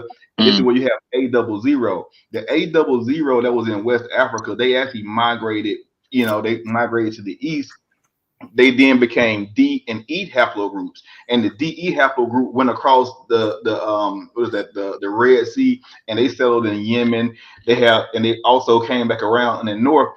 While that was happening, you have a reverse group that went back into West Africa. Some went into North Africa, and I can show this on my screen. This is from a DNA company, if you would like me to, because I got it pulled up already. But I just want to understand, because he's saying that this did not happen according to his method. That I can't really speak to, because I only know what I saw out of the book. I didn't really get a chance to really comb through everything that he said myself. But I'm willing to look at the argumentation on both sides. Yeah, this is what the results of the spread of the haplogroups look like. Apparently, a common ancestor, E1B1, lived in the Sudanese area. Correct. And he has it at, from my understanding, it was at 700 something BC. When he looks at the history, and like I was pointing out, you look at the history of what was going on. Taharka is out of Egypt. And then the Axum kingdom starts shortly after that. And from that point, is in that time frame where we see these migrations that you're talking about. Yeah. And again, it's just a matter of time. That's really what the issue is. The time thing, but the time thing, him not, because the E1B1, you do see that in Northeast Africa around that time period. They're in very, very sparse populations, though. It's not all of it. It's more of the entire cities. This was southern Egypt and Nubia. So you definitely do see it there. But the thing is, at the point where you see that on that map, we had already split from there about 16,000 years ago, because in DNA there's something called EV38, right? That's the strand of DNA. And can I put my screen up so I can help? Maybe you can follow me. Yeah.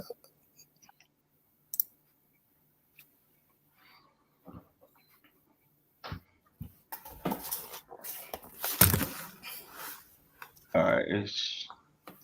What's the name of that gene again? EV38. All right. EV38 is so basically it goes EM96, EM96 is what created E1, E1B1, E1A, E1. All the E's came out of E. I mean, all the E subclasses came from the E development, right? Right. And that's called EM96 is the placeholder for it, right? Because that's the common path without any type of genetic mutation that still holds on. And I'm sharing my screen, so if you could, so if anybody's in the chat wants to see what we're talking about. My fault. I keep backing out I was trying to pull up what you sent me. I can't do it at the same time. Oh, okay, yeah. Because if I do it, I got this raggedy laptop. All right, so he pulling up something for us to look at in terms of the genetic splitting. Yeah.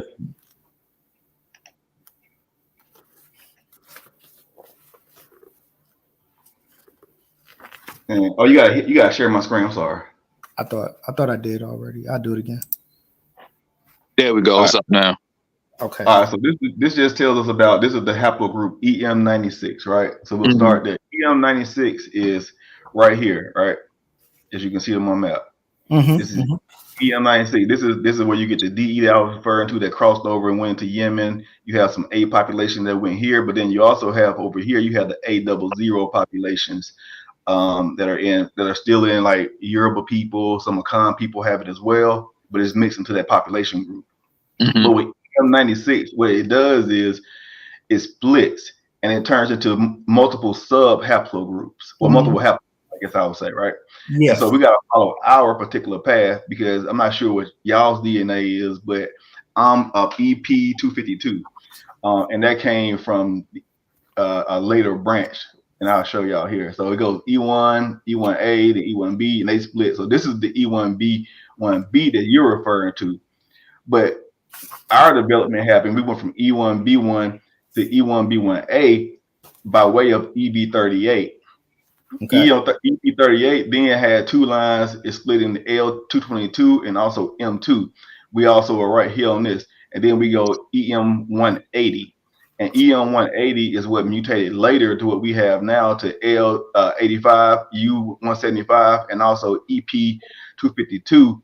It's just not shown on this particular chart, but I have the remaining stuff and it's showing it right here. All right. So looking at your chart, and from what I can understand about this chart, the sub groupings all the way to the right should be the most recent.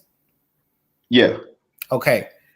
Again, we just working on time here, and again, those sub groupings that you're talking about or listed, all he's saying is that those subgroups, those family trees divided not hundreds of thousands or 16,000 years ago, but in recent times between let's see, that first one that would have been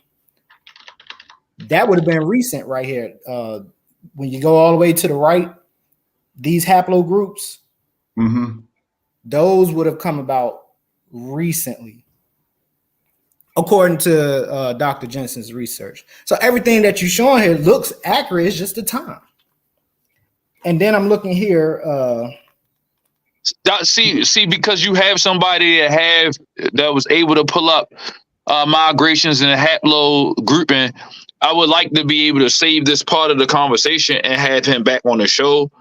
I'm not the person to speak on it. I'm just the guest. But in my mind, I would like to hear him speak as to where he got his data collection points from, and then be able to just shed light on that, because ultimately what I can see here is the haplogroups that you pulled up versus the ones he pulled up are different by the timing and then where they split. His is a little more detailed, because when we go from E1B1A and the subgroupings to that, let me pull that up real quick. And I thought I showed it to you, but I can't see the names here, but he had them all listed. Okay, like with E1B1, and you ain't gonna be able to see this, but here are all the listings. The only thing he didn't do was subdivide the subdivided. He didn't subdivide the subdivided haplogroups, because I don't know why he didn't do it, but either way you look at it, they're still broken down in under the same information Like for example, I hate I can't find my glasses. Yeah,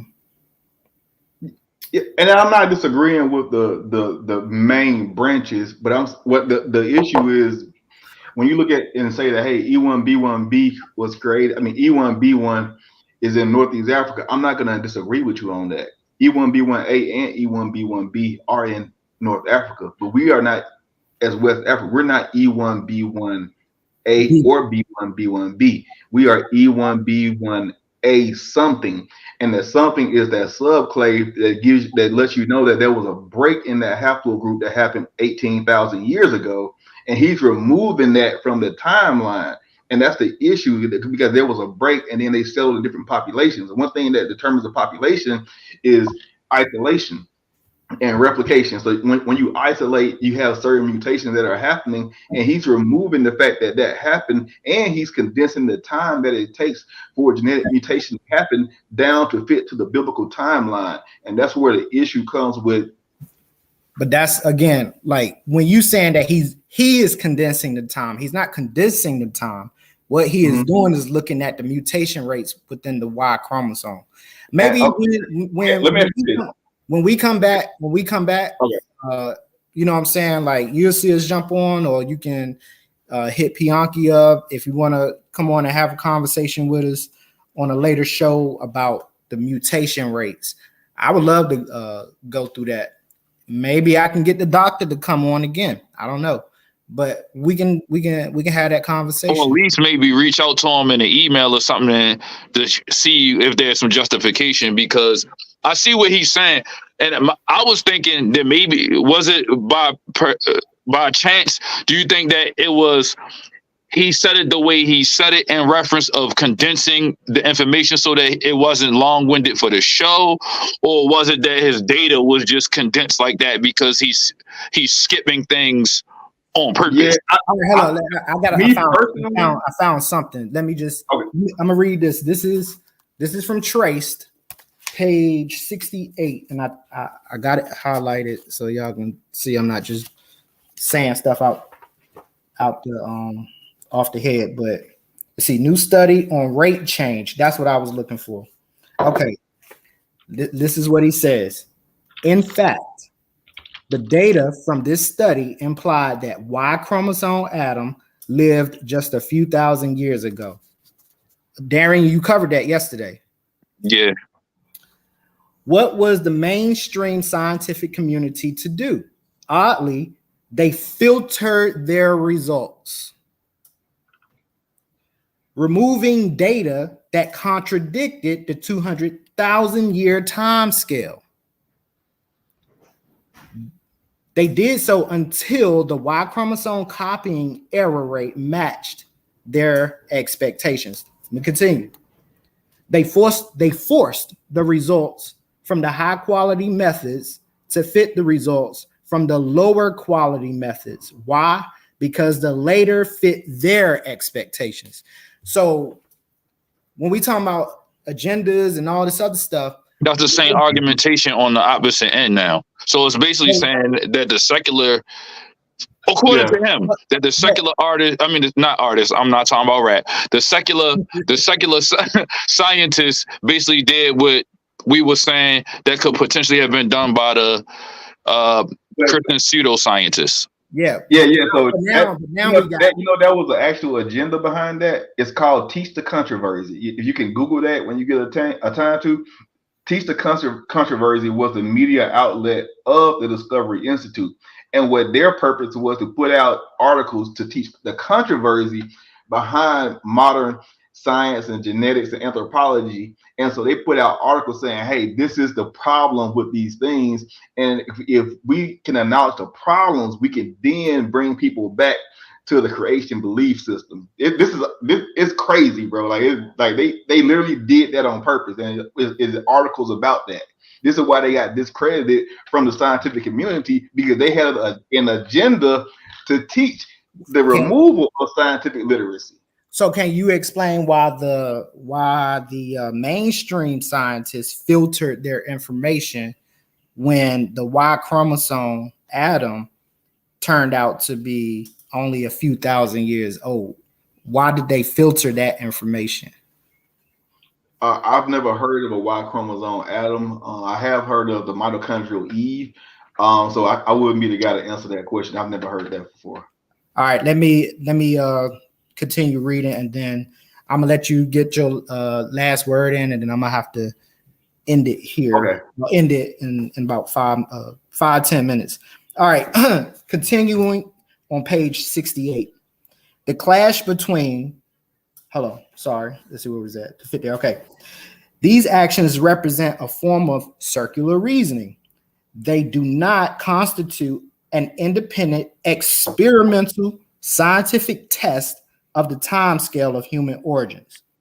The clash between experiments and expectations did not stop there. In 2017, researchers compared the DNA sequences between 50 parent offspring trios, i.e., they obtained DNA from father, mother, and child. Again, they did so by using high-quality DNA sequencing methods. Among these 50 trios, several father-son pairs existed.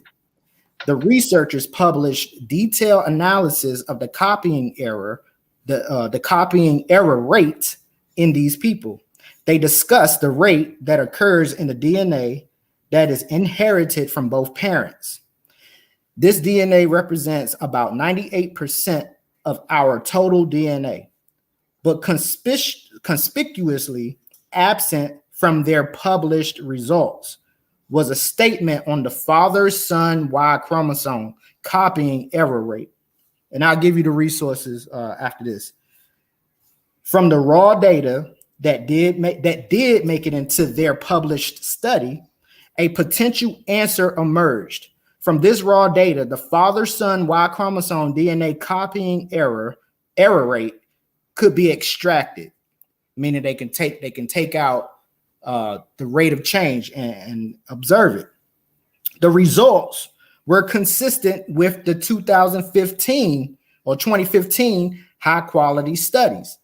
The 2017 Y chromosome copying error rate again implied as the original test that Y chromosome atom existed about 4,500 years ago. And the resources is I'll put it up here so y'all can see it. It's a lot. Can you see it? Yeah, slide over a little bit more so it can get the whole thing. All right.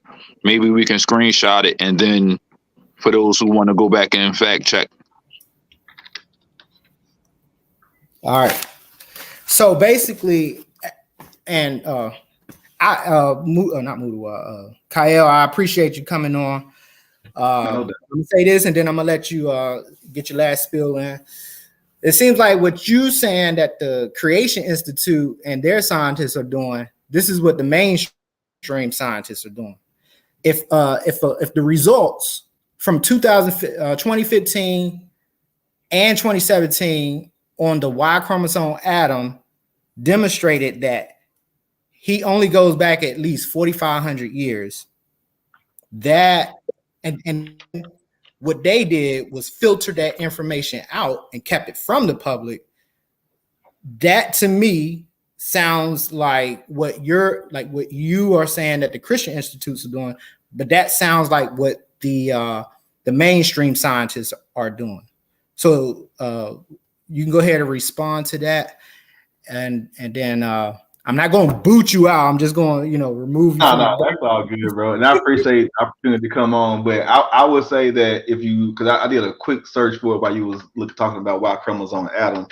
Just go to the wiki article. The wiki article completely dismantled with sources on there, but there was a bunch of things came on about Y chromosome atom. It had them at 200,000 years. Yeah, that's a lot different. That's a lot different than 4,500. You see what I'm saying? Yeah, that's what Jeanson just said in the book. It did come out to 200,000 something years, but they used what he did is he went into the methods or their methods of doing the test, and they used a I guess you can say the test that they did in 2015 was a much high quality type test. And so because it came out to be 4,500 years at the most, they resulted in using a less qualified, I won't say qualified, a less productive type test that gave them the results that they wanted. But when they did the results again in 2017, 4,500 years again. But again, they left that out from the public. What, look on that and tell us what the name of the paper is so that we can, as peers, review the 2017, because I pretty much got the same thing. But if we can find that there was more research done to quantify his point, then there's a leg to stand on in that particular aspect. You had it at the bottom, or even if you just screen, or if you take a picture of it after the show, and then we could go back and look at it. That'd be cool. Nobody, what's up, bro? Yeah, good talking to you, Kyle. Though that was what's up, bro. Like, yeah, man. Like you, because it was almost like you were saying, all right, I'm gonna keep it real. XYZ, this my qualms, but at the same time, I can admit it's some funny. It's a lot of things where we almost was on the same page on. So it was like that was refreshing. I think that was what Negetee, your initial goal was, is to find common ground where the only difference so far that he really was saying was the timeline. Everything else was the locations and everything that we was given. For the most part, I would say about 80% of it seemed like he agreed with. Yeah. We just disagree with the time. And you know what I'm saying? I really hate that it's become, how can I say, taboo. It's almost like it's taboo to accept the biblical narrative, even after demonstrating that. I mean, he's using real science. He's even looking at, he has access. We're talking about Dr. Jeanson. He has access to all these research papers and which I pulled up.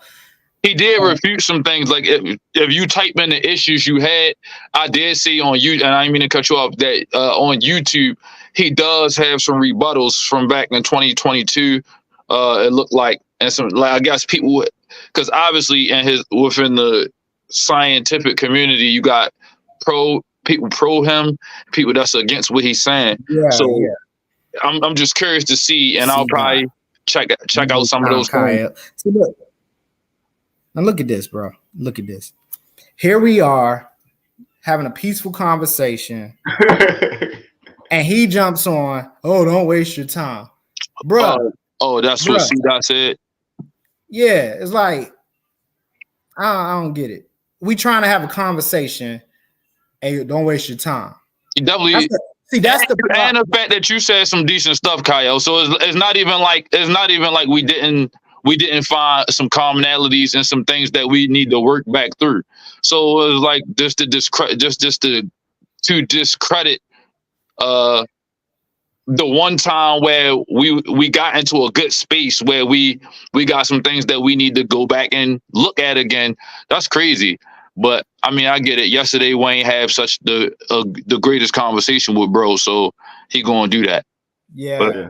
My thing is, I believe that first and foremost, y'all my black brothers, y'all my brothers, regardless about ideology. I don't care how long you like. We can have drinking some beers if y'all want to. You know what I'm saying? Like I have no issue. I'm not going to be mad at somebody about how. I'm not going to be mad. Oh man, no, chill out, man. I'm not going to be mad at somebody because we disagree on the timeline. I just want to show that there is alternatives to thinking that, and the main reason why I think that is because when we condense that timeline, we miss out on a lot of the greatness of Africa. Go ahead. I'm sorry. Now, I just want to stress that, and when we miss out on the greatness, we miss out on the individualized concepts and means of production that we had, the inventions and things of that sort, because it has to be removed and it gets displaced to the Middle East into the Levant area. And that's not what y'all are doing. I'm saying that's what the creationists are doing. You see what I'm saying?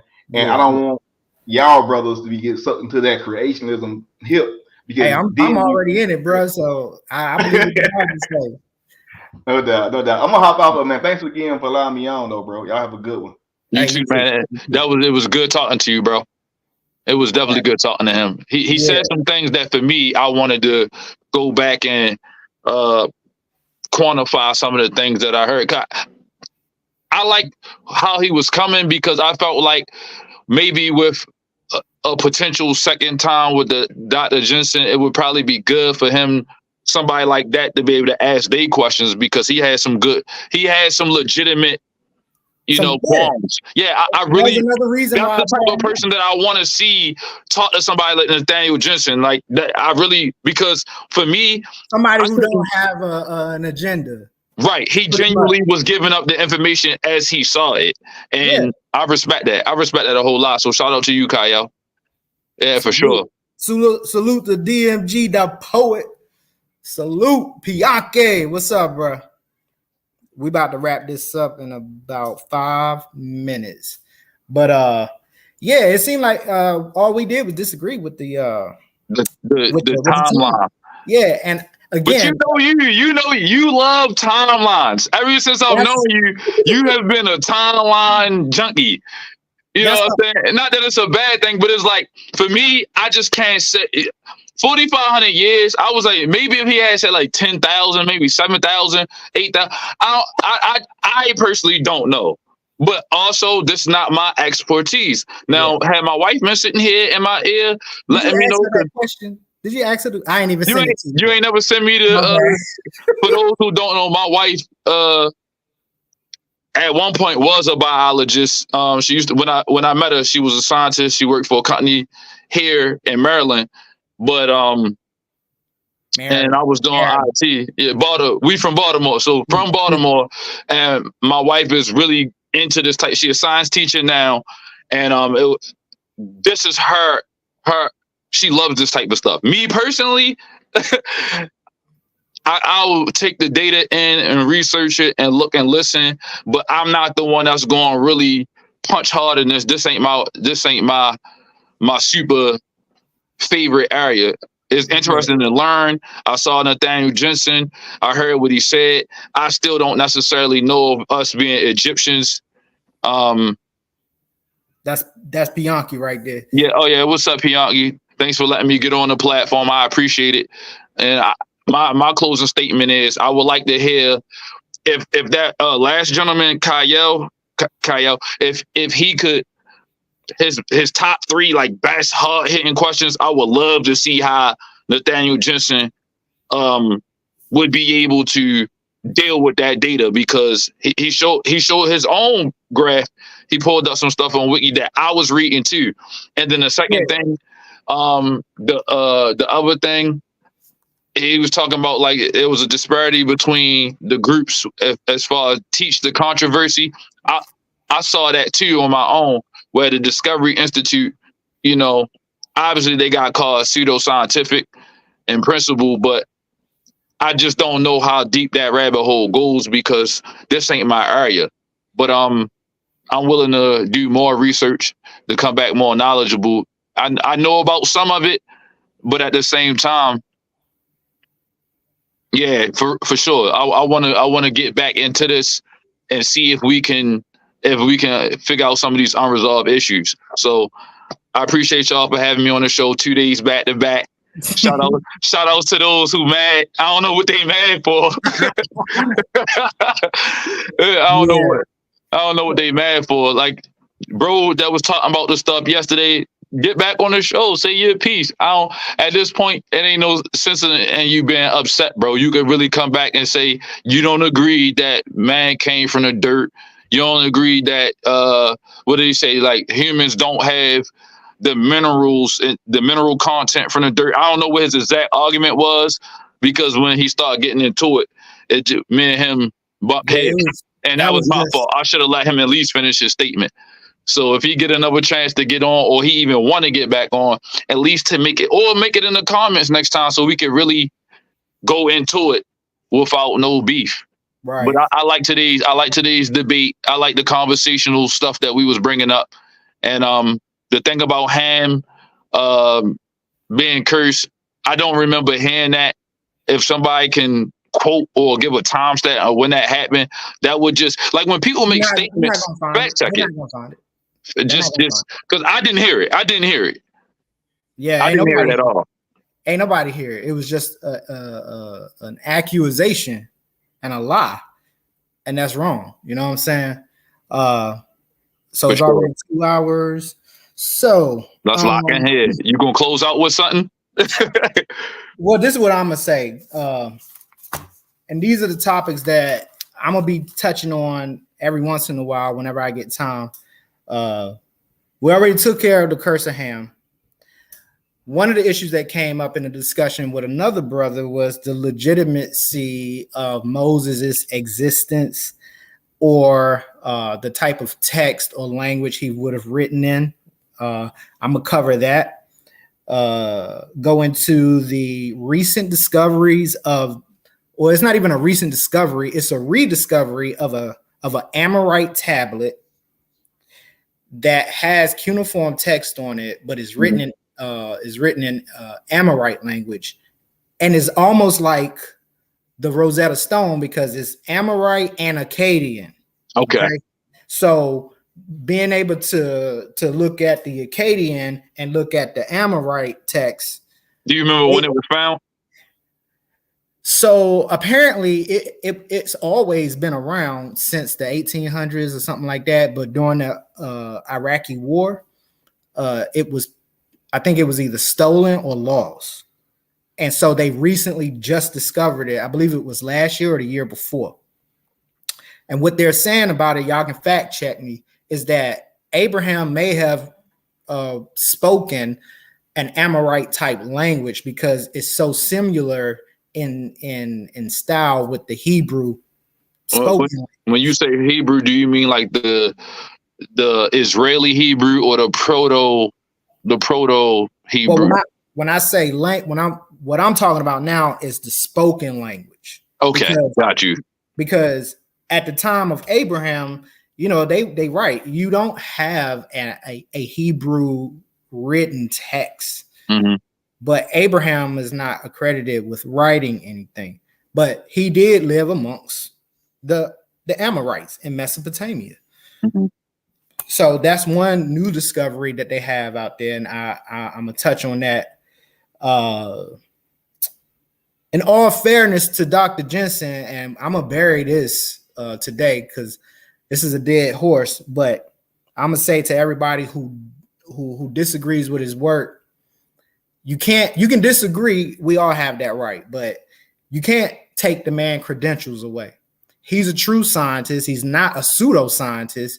I was about to throw a jab, but I pulled myself back. No, don't do it. Don't do it.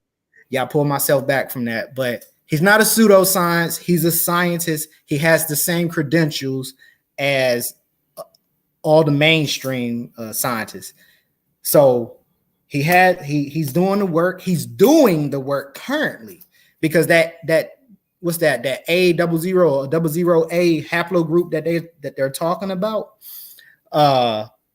He is trying to get access to those people or anyone who has that haplogroup within their DNA so that he can study the mutation rates and try to see where they will fit into his whole research as far as history is concerned. Here's my prediction. I think when he's able to observe the haplogroup of the haplogroup A, that he will discover that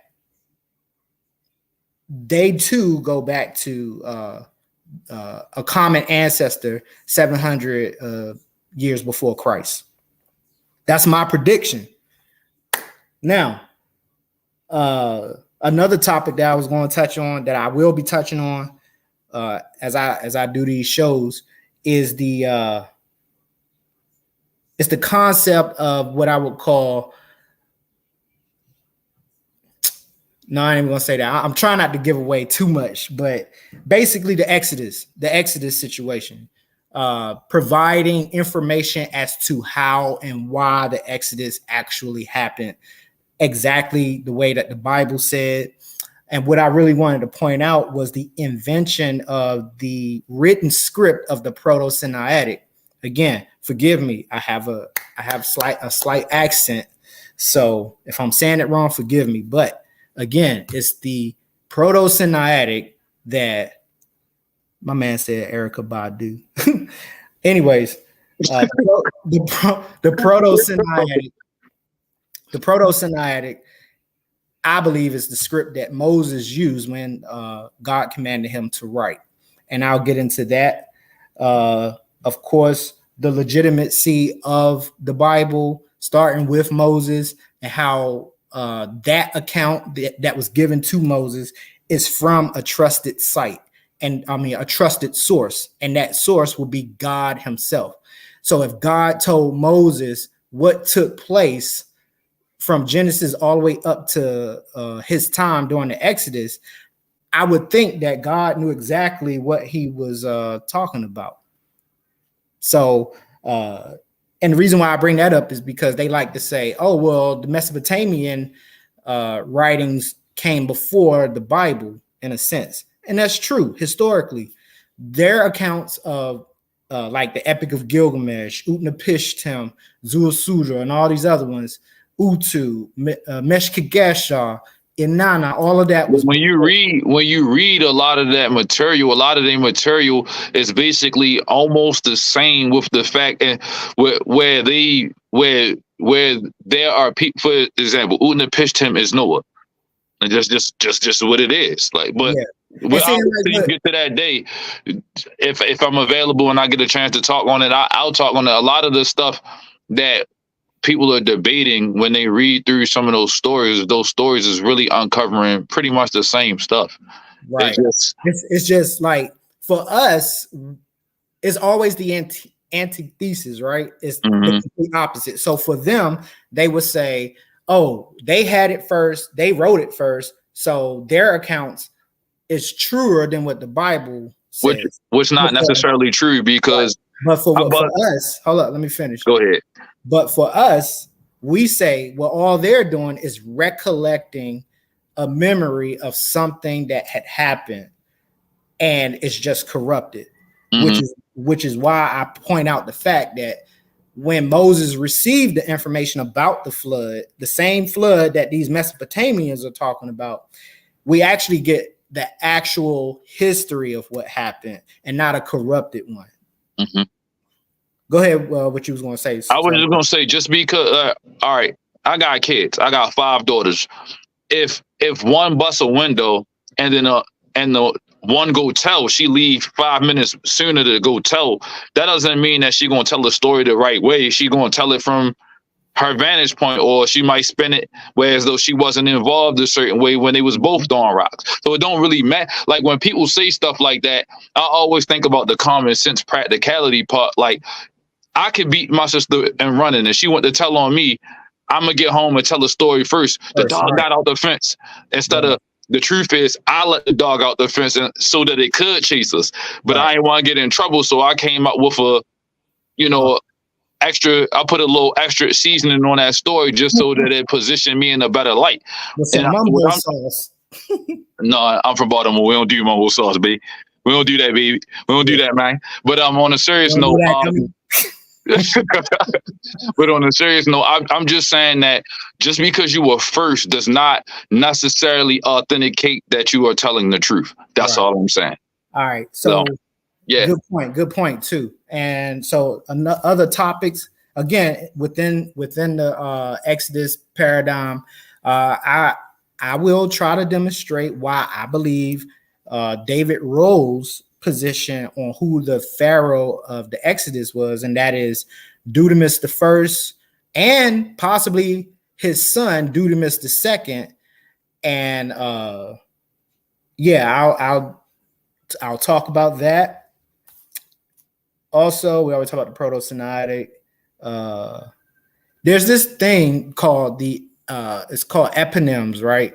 So an eponym is basically the name of a place or thing after a person. So like Martin Luther King Avenue or Boulevard, I'm sorry, George Washington Street, stuff like that. Carolinas, Virginia, all of that. Those are named after people. Well, we see the same phenomenon pop up in ancient times, like the country of Egypt. It is called by its most ancient name, Mysore or Misr.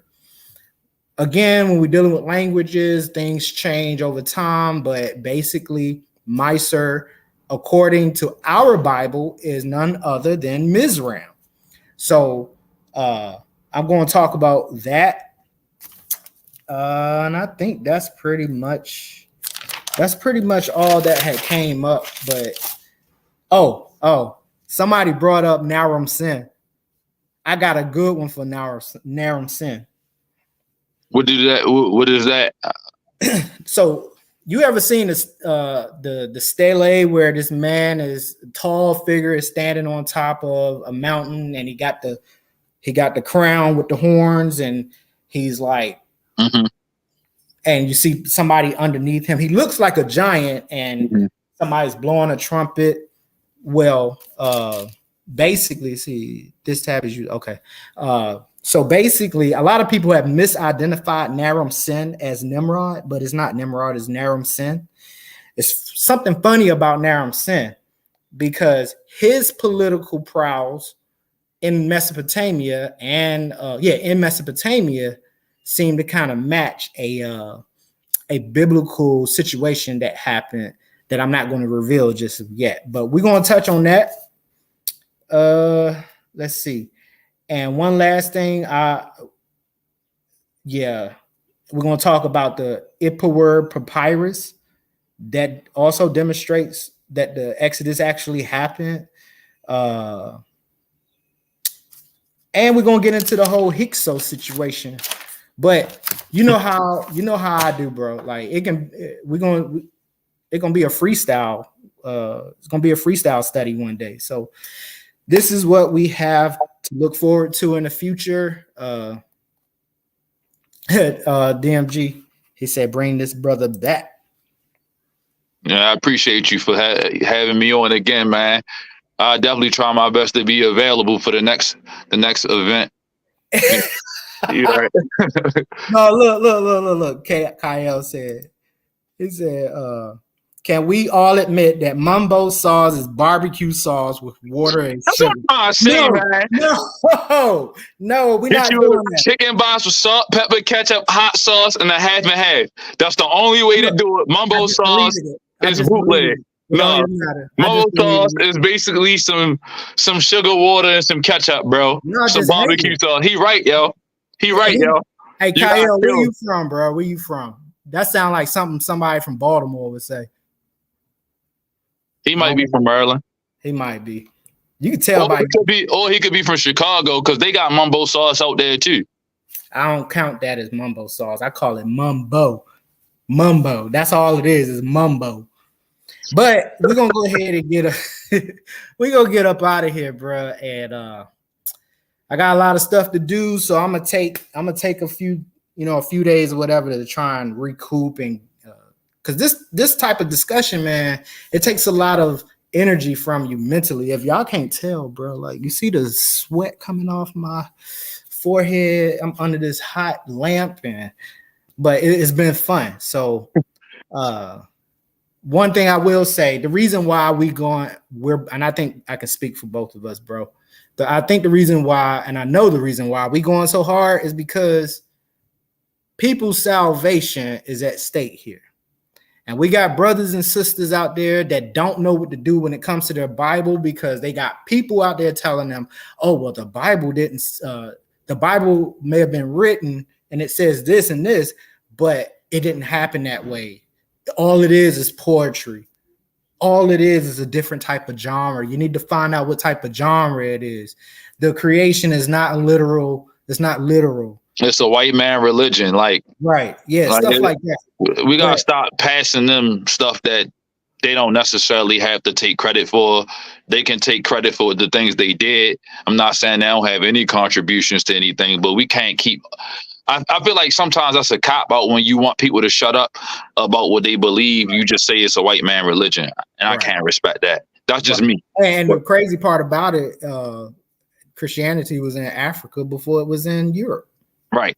So that's a crazy thing. But back to the main point is that, look, Christians, my Christian brothers and sisters, I'm only doing this because I'm concerned about my brothers and sisters, and I'm also concerned about the unbelievers because, like the Bible says, God does not want anyone to perish. That's in 1 Peter. He doesn't want anyone to perish. So the things that we see going on in this world today, the Bible tells us that God is long suffering because he wants everybody to have the opportunity to come to the salvation of Jesus Christ, to come to the knowledge of Christ, so that when he does pass judgment on this world, you will be on the right side of the fence, not the left, because that's where the goats are. And you know what he said to the goats: depart from me, because you didn't do X, Y, and Z to for me when I was in jail, when I was sick. Well, when did we do that? Or when didn't we do that? If you didn't do it to one of the brothers and sisters, you didn't do it for me. We don't want to be on that side of the fence. We want to be on the right side of the fence when Jesus comes to judge the world. And my job is only to get this information out, to let my brothers and sisters know in the faith, hey, you can trust what that Bible say. You can trust it. And for the unbelievers, hey, if you're honest with yourself, you will look into this information that we putting out, because it's far too long. That it's only been one side being preached. You saw it on the show where they was like, hey, it's illegal to teach creation in school. But if I got real science behind what the creation says, but I really don't have any real science for evolution, because even my boy Kyle just said it. We don't live long enough to witness it happen. So how do we on a macro level? On a macro level, Roger that. And I think that's the argument. The best two arguments I heard was macro evolution specifically.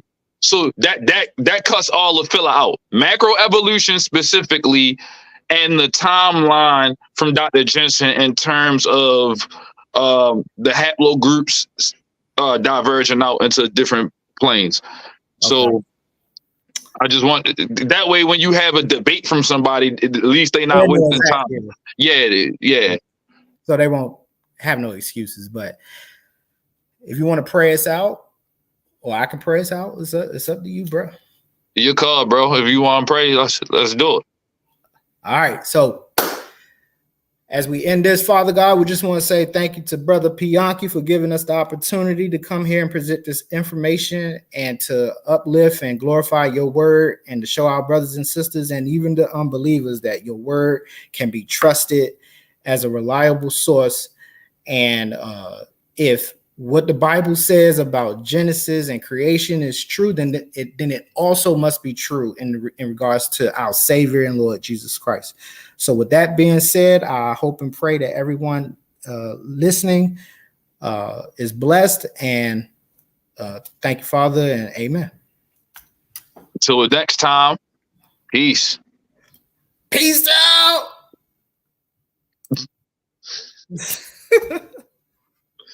Oh man, tripping.